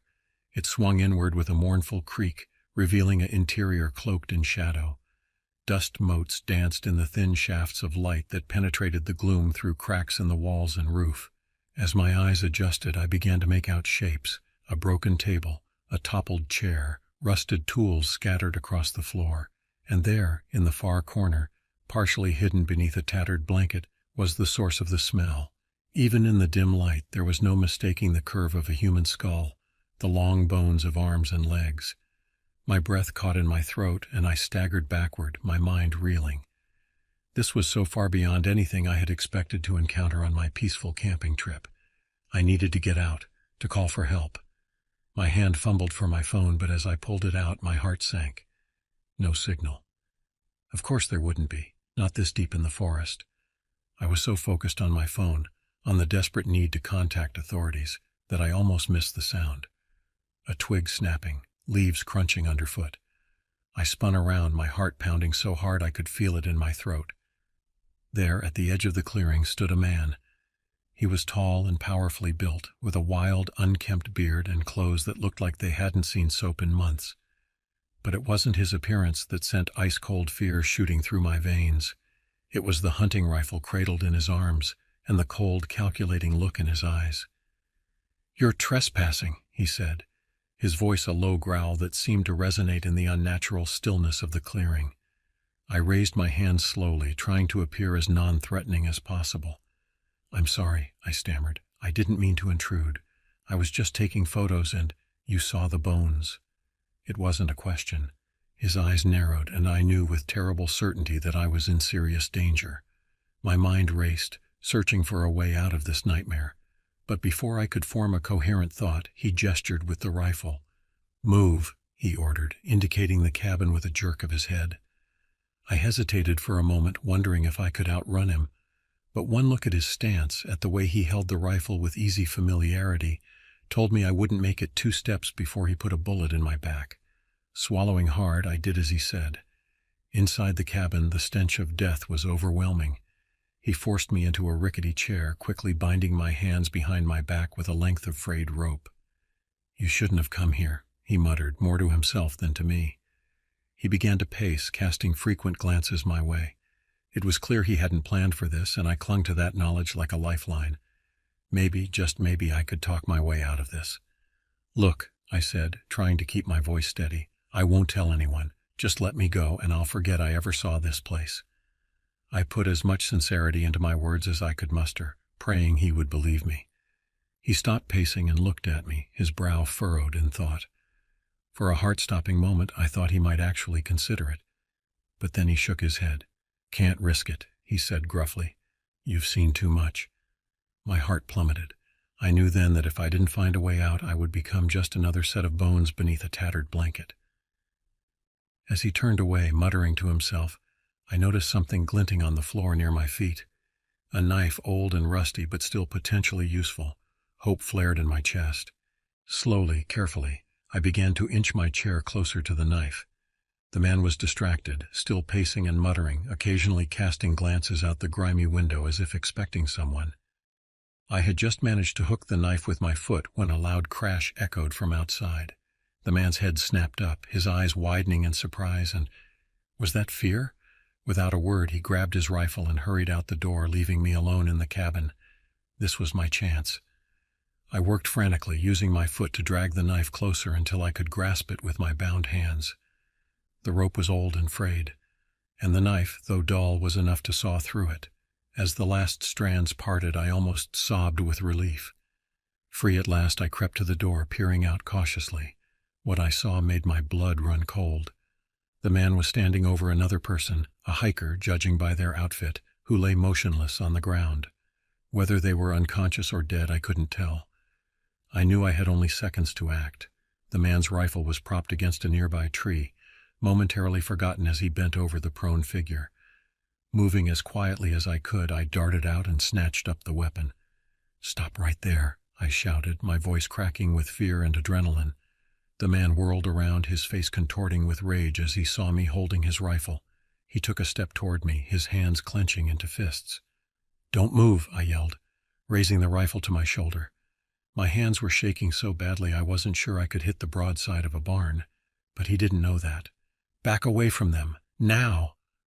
For a long, tense moment he just stood there, his eyes burning with hatred. Then slowly he raised his hands and took a step back. "Turn around and walk away," I ordered, trying to inject more confidence into my voice than I felt. "If you come near me again, I swear I won't miss." He glared at me for another heartbeat, then turned and lumbered off into the woods. I waited until I could no longer hear the sound of his footsteps before lowering the rifle and rushing to the fallen hiker. To my immense relief, they were alive, unconscious and sporting a nasty gash on their forehead, but alive. I knew I couldn't leave them here, not with that madman still out there somewhere. So, gathering strength I didn't know I possessed, I managed to hoist them over my shoulder in a fireman's carry. The trek back to my RV was the longest, most grueling journey of my life. Every snapping twig, every rustle of leaves sent a jolt of terror through me. I was certain that at any moment the wild-eyed man would emerge from the shadows to finish what he'd started, but somehow, miraculously, we made it. As soon as we reached the RV, I laid the still unconscious hiker across the back seat and jumped behind the wheel. I drove like a man possessed, bouncing and jolting down the rough forest road until we finally, blessedly, reached the ranger station. The next few hours passed in a blur of police statements, medical examinations, and endless questions. The hiker, a young woman named Sarah, regained consciousness in the ambulance. She had been out for a solo camping trip when she stumbled upon the cabin and its grisly contents just as I had. The man had attacked her, knocking her unconscious, and would likely have killed her if I hadn't intervened. Days later, I learned that the police had found the cabin and confirmed my story. They discovered not just one set of bones, but several, the grim legacy of a killer who had been operating undetected for years. The man himself was captured trying to flee the state. He turned out to be a former soldier with a history of mental illness who had been living off the grid for over a decade. In the weeks and months that followed, I struggled to come to terms with what had happened. The forest, once a source of solace and inspiration, now featured prominently in my nightmares.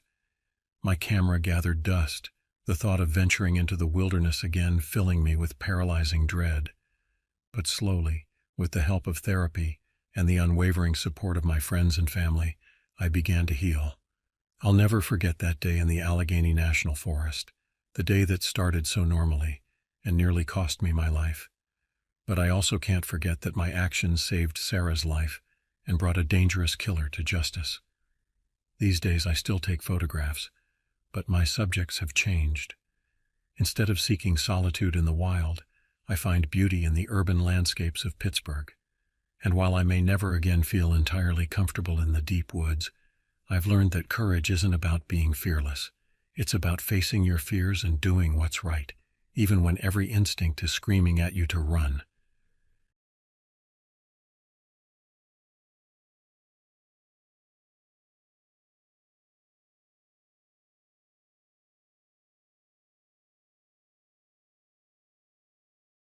It was supposed to be just another weekend getaway. As a freelance writer constantly juggling deadlines and battling writer's block, I'd been looking forward to this trip for weeks.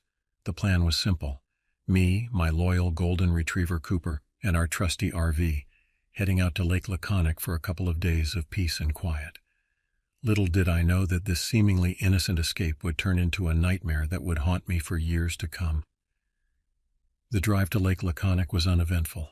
We left the city behind, the concrete jungle gradually giving way to rolling hills and dense forests.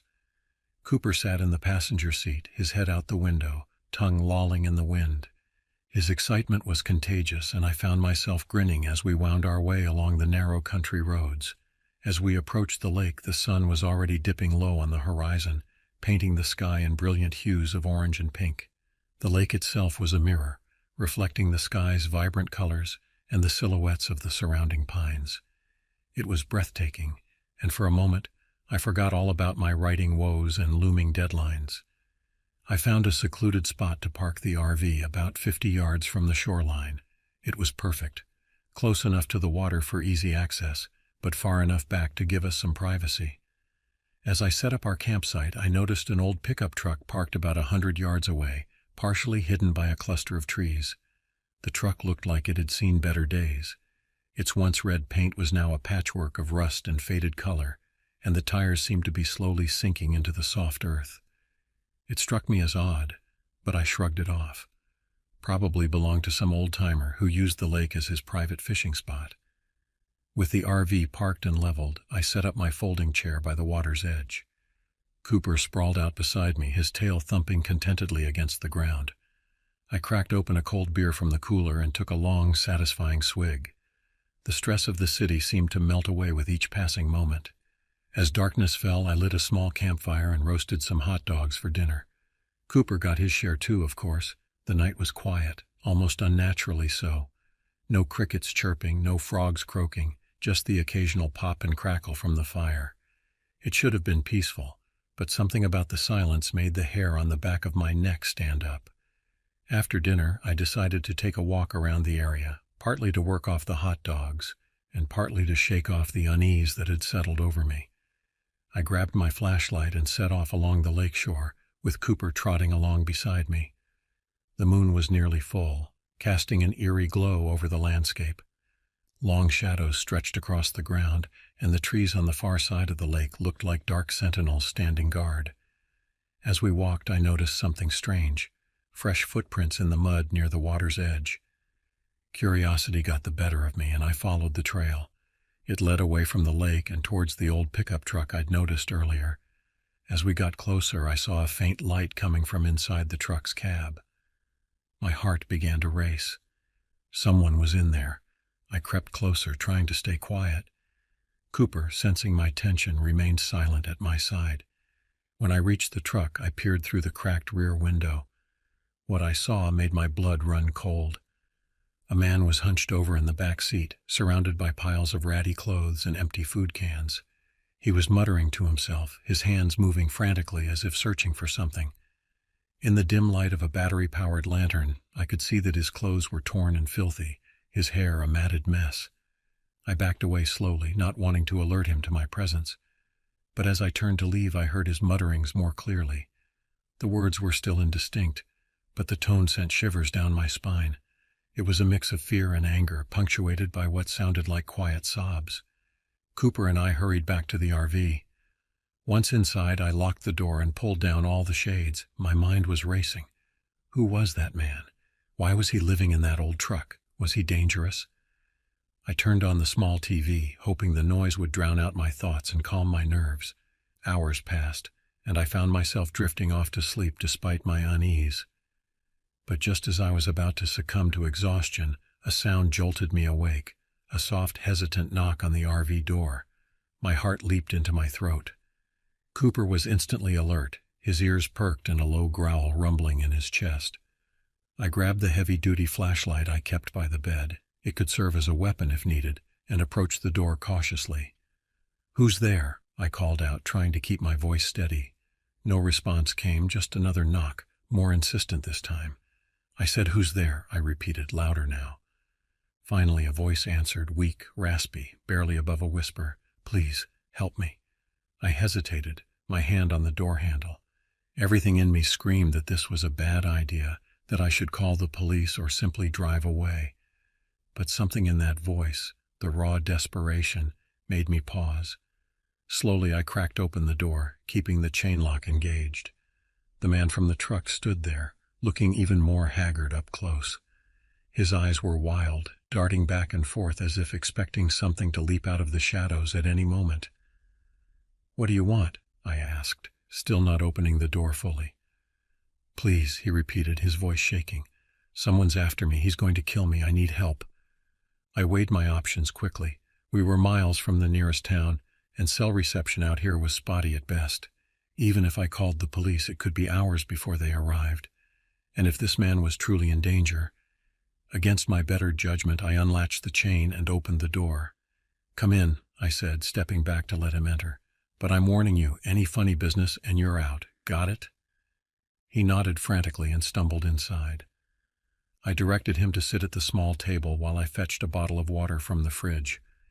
Cooper positioned himself between me and the stranger, his normally friendly demeanor replaced by watchful caution. "What's your name?" I asked as I handed him the water.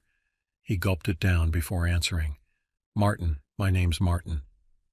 "Okay, Martin. Tell me what's going on. Who's after you?" Martin's hands shook as he set down the empty bottle. "I was hiking through the forest a few days ago when I came across this old cabin.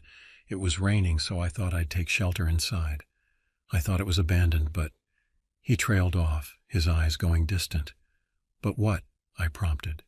"There was someone living there, a man. He wasn't right in the head. When he found me, he went berserk, started screaming about trespassers and thieves. He had a knife." Martin's hand unconsciously went to his side, and I noticed a dark stain on his shirt that I hadn't seen before. "Jesus," I muttered. "Did you go to the police?" Martin shook his head vehemently. I tried, but he followed me. He knows these woods better than anyone. Every time I thought I'd lost him, he'd show up again. I've been running for days. When I saw your RV, I thought... I hoped. Just then a loud bang resonated through the RV like something heavy hitting the side. Cooper erupted into furious barking, and I felt my heart skip a beat. Stay here, I told Martin, grabbing my flashlight and the hunting knife I kept in a kitchen drawer. With shaking hands, I unlocked the door and stepped outside. The night air was cold, raising goosebumps on my skin. The campfire had died down to glowing embers, casting just enough light to create moving shadows at the edge of my vision. I swept the flashlight beam across the clearing, seeing nothing out of place. I was about to head back inside when a low, menacing voice spoke from the darkness. Where is he? I spun around, my heart pounding so hard I could hear it in my ears. A figure stood at the edge of the clearing, a man, tall and powerfully built. His face was hidden in the shadow of a hood, but I could see the glint of moonlight on the blade of a knife in his hand. Get out of here, I shouted, trying to sound braver than I felt. Leave us alone! The man took a step forward.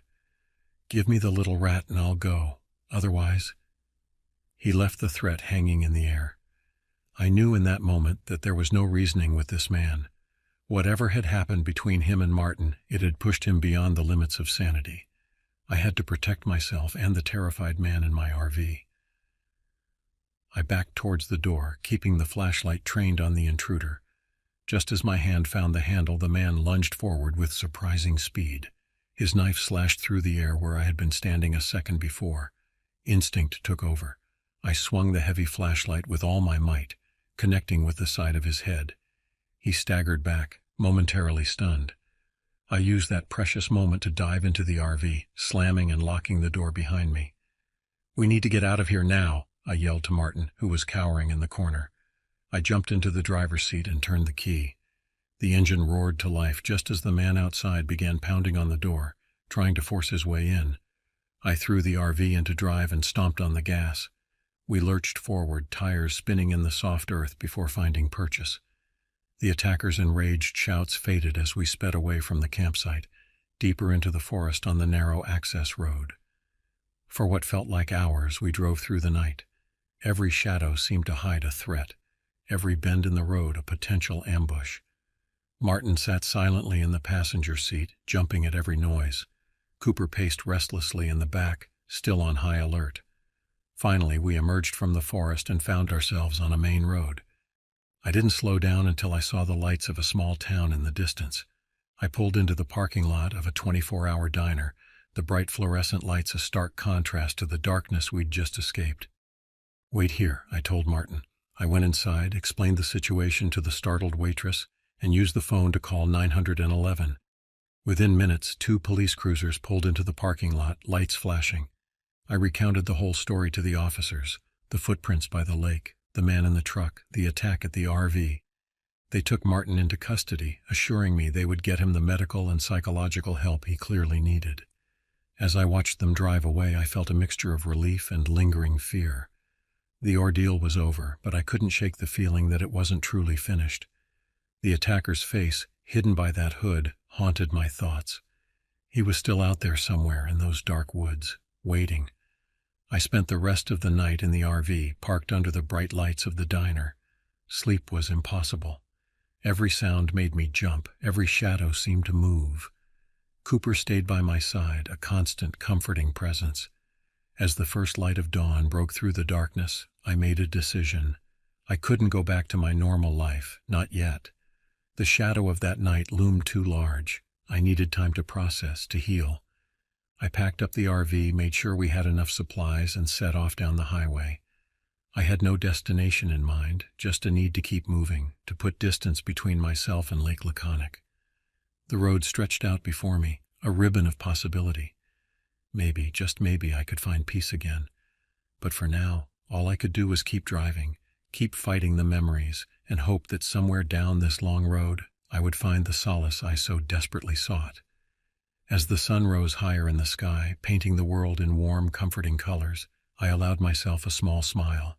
Whatever lay ahead, I knew one thing for certain: this was going to make one hell of a story.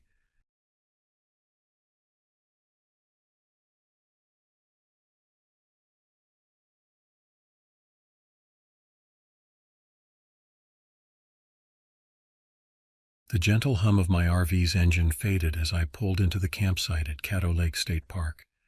As I stepped out, the rich scent of pine and damp earth filled my lungs, a welcome change from the sterile air of my office cubicle. The sprawling cypress trees stood like silent sentinels around the mirror-like waters of the lake, their gnarled roots reaching into the depths like ancient fingers grasping for secrets. I, John Hawkins, 42 years old and feeling every bit of it, had come here seeking an escape. The past year had been a relentless assault on my spirit. Dad's battle with cancer, his eventual passing, and the suffocating pressure at work. Each day had felt like wading through quicksand, every step a struggle against the pull of grief and stress. This trip was my lifeline, a desperate attempt to reconnect with something real, something beyond the monotonous grind that had become my life.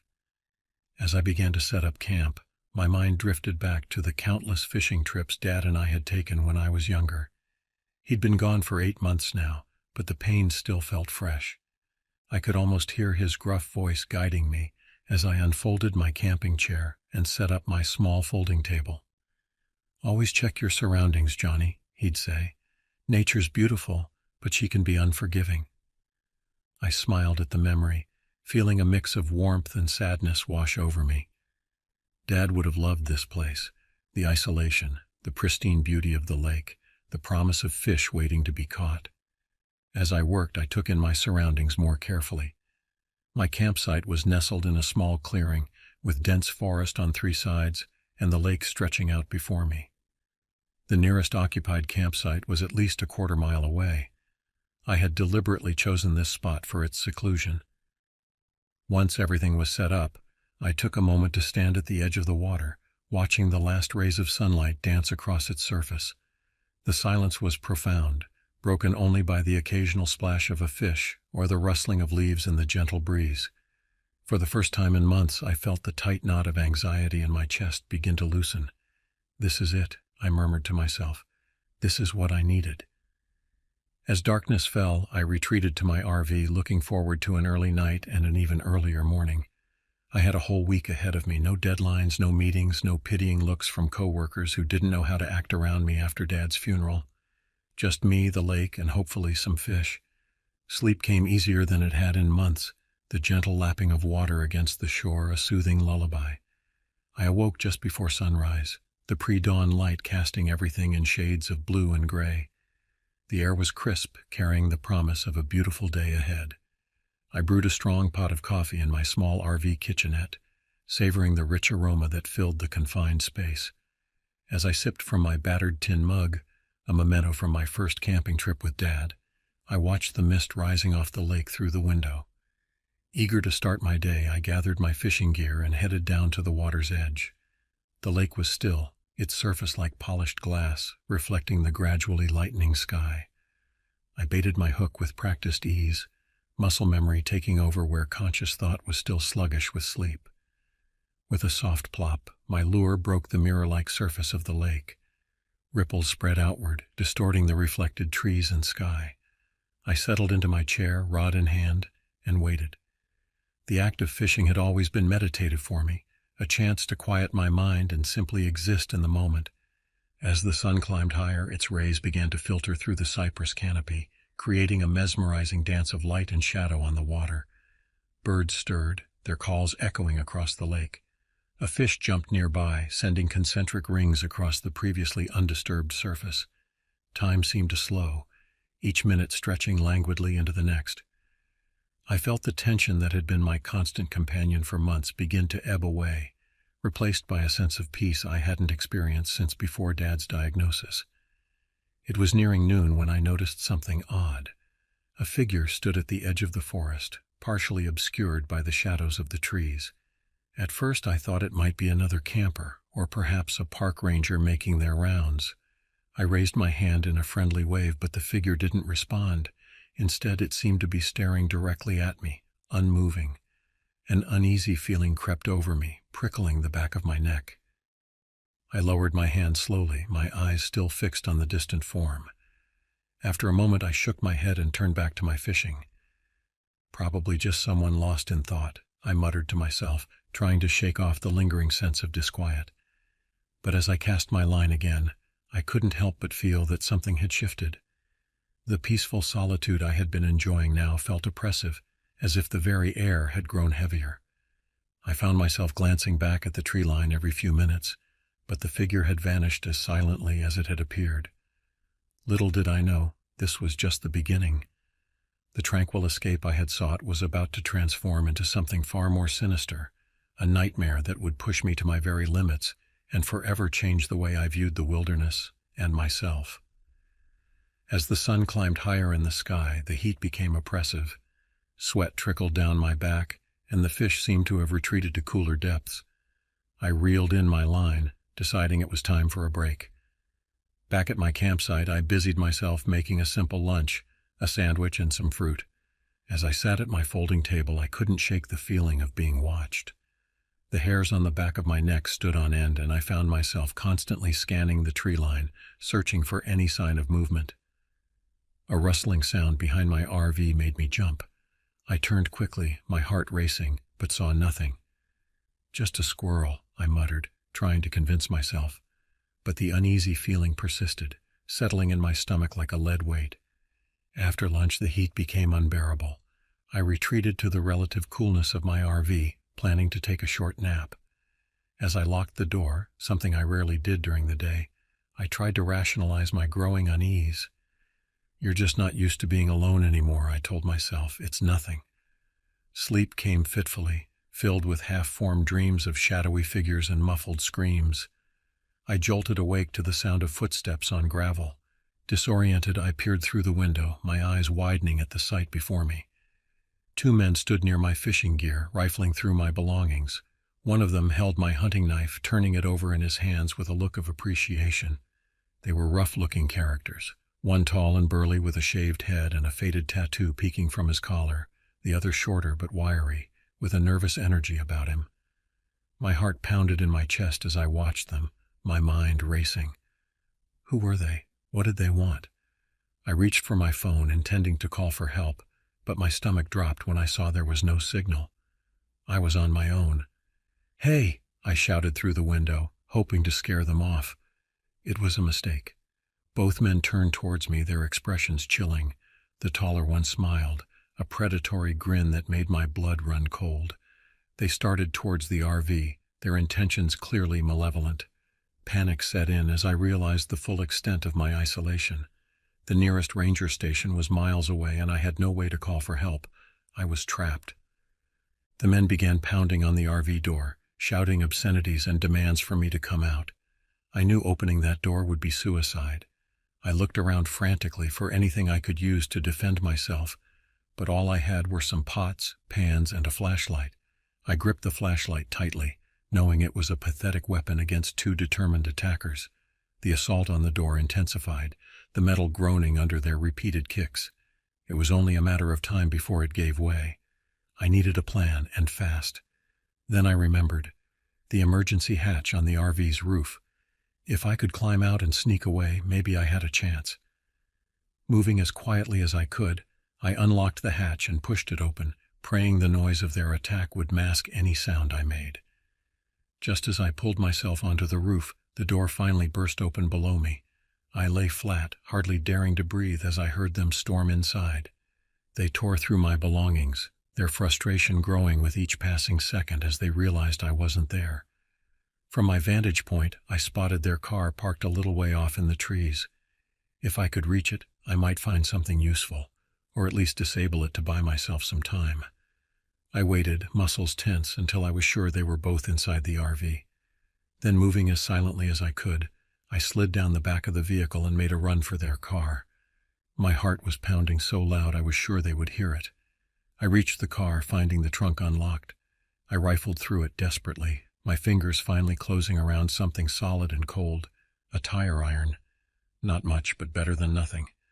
I was about to leave when a scream pierced the air, a gut-wrenching, blood-curdling sound that stopped me in my tracks. It was followed by another, even more horrifying than the first. The realization hit me like a punch to the gut. They had someone else. Cautiously, I peeked around the corner of the car. What I saw made my blood run cold. A young woman, bound and gagged, was being dragged from my RV. Her eyes were wide with terror, silently pleading for help. In that moment, something inside me shifted. The fear and panic receded, replaced by a cold, clear sense of purpose. I couldn't run. I couldn't leave her to whatever fate these monsters had planned. My grip tightened on the tire iron as I crept closer. The men were distracted, arguing with each other as they manhandled the woman. I had the element of surprise, but I knew I only had one chance. I had to make it count. Time seemed to slow as I closed the distance. I could see the sweat on the back of the neck of the man holding the woman. I could hear the ragged, terrified breaths she was taking through her nose.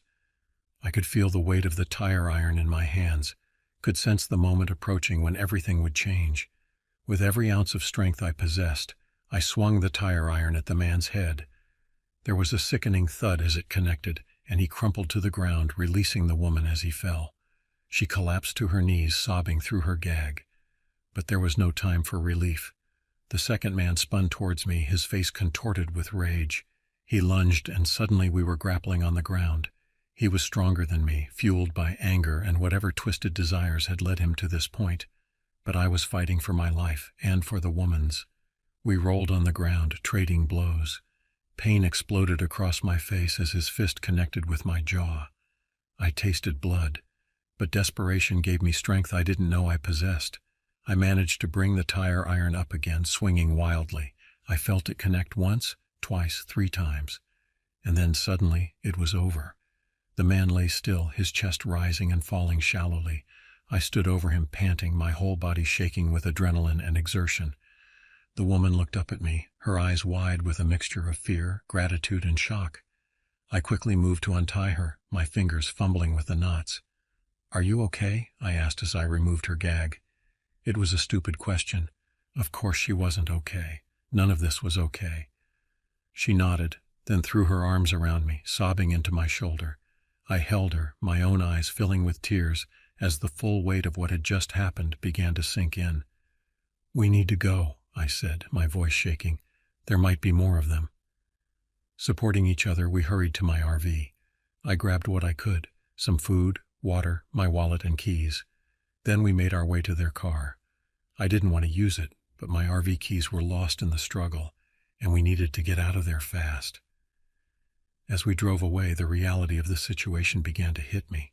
The violence, the terror, the bodies we'd left behind. It all seemed surreal, like a nightmare I couldn't wake up from. But the pain in my jaw and the trembling woman beside me were visceral reminders that this was all too real. We reached the ranger station in what seemed like both an eternity and no time at all. The rangers were shocked by our appearance and our story. They immediately called the police and an ambulance. What followed was a blur of questions, statements, and medical examinations. The woman, whose name I learned was Jenna, was taken to the hospital for treatment. She told the police about her kidnapping, about the days she'd spent bound and gagged in the trunk of their car. The horror of what she'd endured was beyond comprehension. As for me, once the police were satisfied with my statement, I was allowed to leave. But as I stood in the parking lot of the ranger station, I realized I had nowhere to go. My RV was now a crime scene, and the thought of returning to that campsite made me feel physically ill. In the end, I checked into a small motel in the nearest town.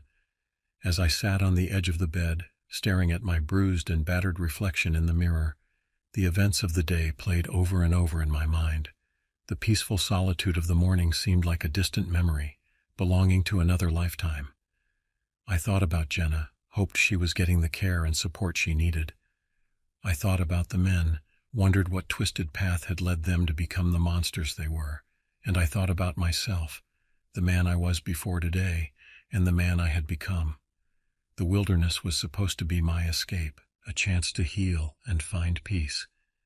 Instead, it had become the backdrop for the most harrowing experience of my life. But it had also shown me a strength I didn't know I possessed, a will to survive and to protect that went beyond anything I'd experienced before. As exhaustion finally overtook me and I drifted into an uneasy sleep, one thing was certain: I'd never forget the events of this day. The tranquil beauty of Caddo Lake would forever be tainted in my mind, a reminder that even in the most serene settings, darkness can lurk just out of sight. But I had faced that darkness, had looked into its eyes, and emerged on the other side. Whatever challenges lay ahead, I knew now that I had the strength to face them. The man who had driven his RV into Caddo Lake State Park, seeking escape from his grief and the pressures of his life, was gone. In his place was someone new, someone stronger, someone who had stared death in the face and lived to tell the tale. As I finally drifted off to sleep, I realized that while the healing I'd sought hadn't come in the form I'd expected, perhaps this crucible had forged something in me that I desperately needed, a resilience that would carry me forward, no matter what life might throw my way. The days following the incident at Caddo Lake were a blur of police interviews, medical checkups, and sleepless nights. I found myself jumping at every unexpected sound, my nerves frayed and raw. The peaceful escape I had sought had turned into a nightmare that seemed to follow me even after I'd left the park. A week after the attack, I received a call from the detective handling the case. They had identified the two men. Both had extensive criminal records and were wanted in connection with several other kidnappings and assaults across 3 states. The detective's voice was grave as he informed me that if Jenna and I hadn't escaped when we did, the outcome could have been much worse. Jenna and I kept in touch. We met for coffee a few weeks after the incident, both of us still bearing the physical and emotional scars of our ordeal. She thanked me again, her eyes welling up with tears as she spoke about how close she had come to giving up hope. I listened, feeling a mix of emotions, relief that we had both survived, anger at what she had endured, and a lingering fear that never seemed to fully dissipate. As the weeks turned into months, I found myself struggling to readjust to normal life. Work, which had once seemed so stressful, now felt trivial. I couldn't shake the feeling that something fundamental had changed within me. The man who had driven to Caddo Lake seeking solace was gone, replaced by someone harder, more cautious, but also more aware of his own strength. It was during this time that I decided to seek professional help. My therapist, Dr. Anderson, helped me work through the trauma and guilt I was carrying. "You're not responsible for what those men did," she would remind me gently. "You acted with courage in an impossible situation." Slowly, I began to heal. I started volunteering at a local crisis center, feeling a need to help others who had been through traumatic experiences. It was there that I met Sarah, another volunteer with kind eyes, and a quiet strength that drew me in. Over time, our friendship deepened into something more. A year after the incident, I received another call from the detective. The case was going to trial, and both Jenna and I were asked to testify. The prospect of facing those men again filled me with dread, but I knew it was necessary. The courtroom was intimidating, but as I took the stand and recounted the events of that day, I felt a sense of closure beginning to form. I looked at the two men, now in prison jumpsuits, and felt not fear but pity. They were pathetic figures, their bravado stripped away by the weight of justice. After the trial, which resulted in life sentences for both men, Jenna and I stood outside the courthouse. The sun was setting, casting a warm glow over the city. "What now?" Jenna asked, her voice quiet but steady. I thought for a moment before answering. "Now we live. We don't let them take anything more from us." She nodded, a small smile forming on her lips. "Thank you, John, for everything." We parted ways, both forever changed by our shared experience, but both determined to move forward. As I drove home, I thought about the journey of the past year. The trauma, the healing, the unexpected connections I'd formed. I thought about Sarah waiting for me at home and the future we were building together. I realized that while my trip to Caddo Lake hadn't provided the escape I'd initially sought, it had given me something far more valuable. It had shown me my own resilience, had connected me with people who understood true struggle, and had set me on a path to not just heal myself, but to help others heal as well. The wilderness encounter had nearly broken me, but in putting myself back together, I had become stronger than I ever thought possible. As I pulled into my driveway, I felt a sense of peace wash over me. The nightmare was over. I was home, I was safe, and I was ready for whatever life had in store for me next.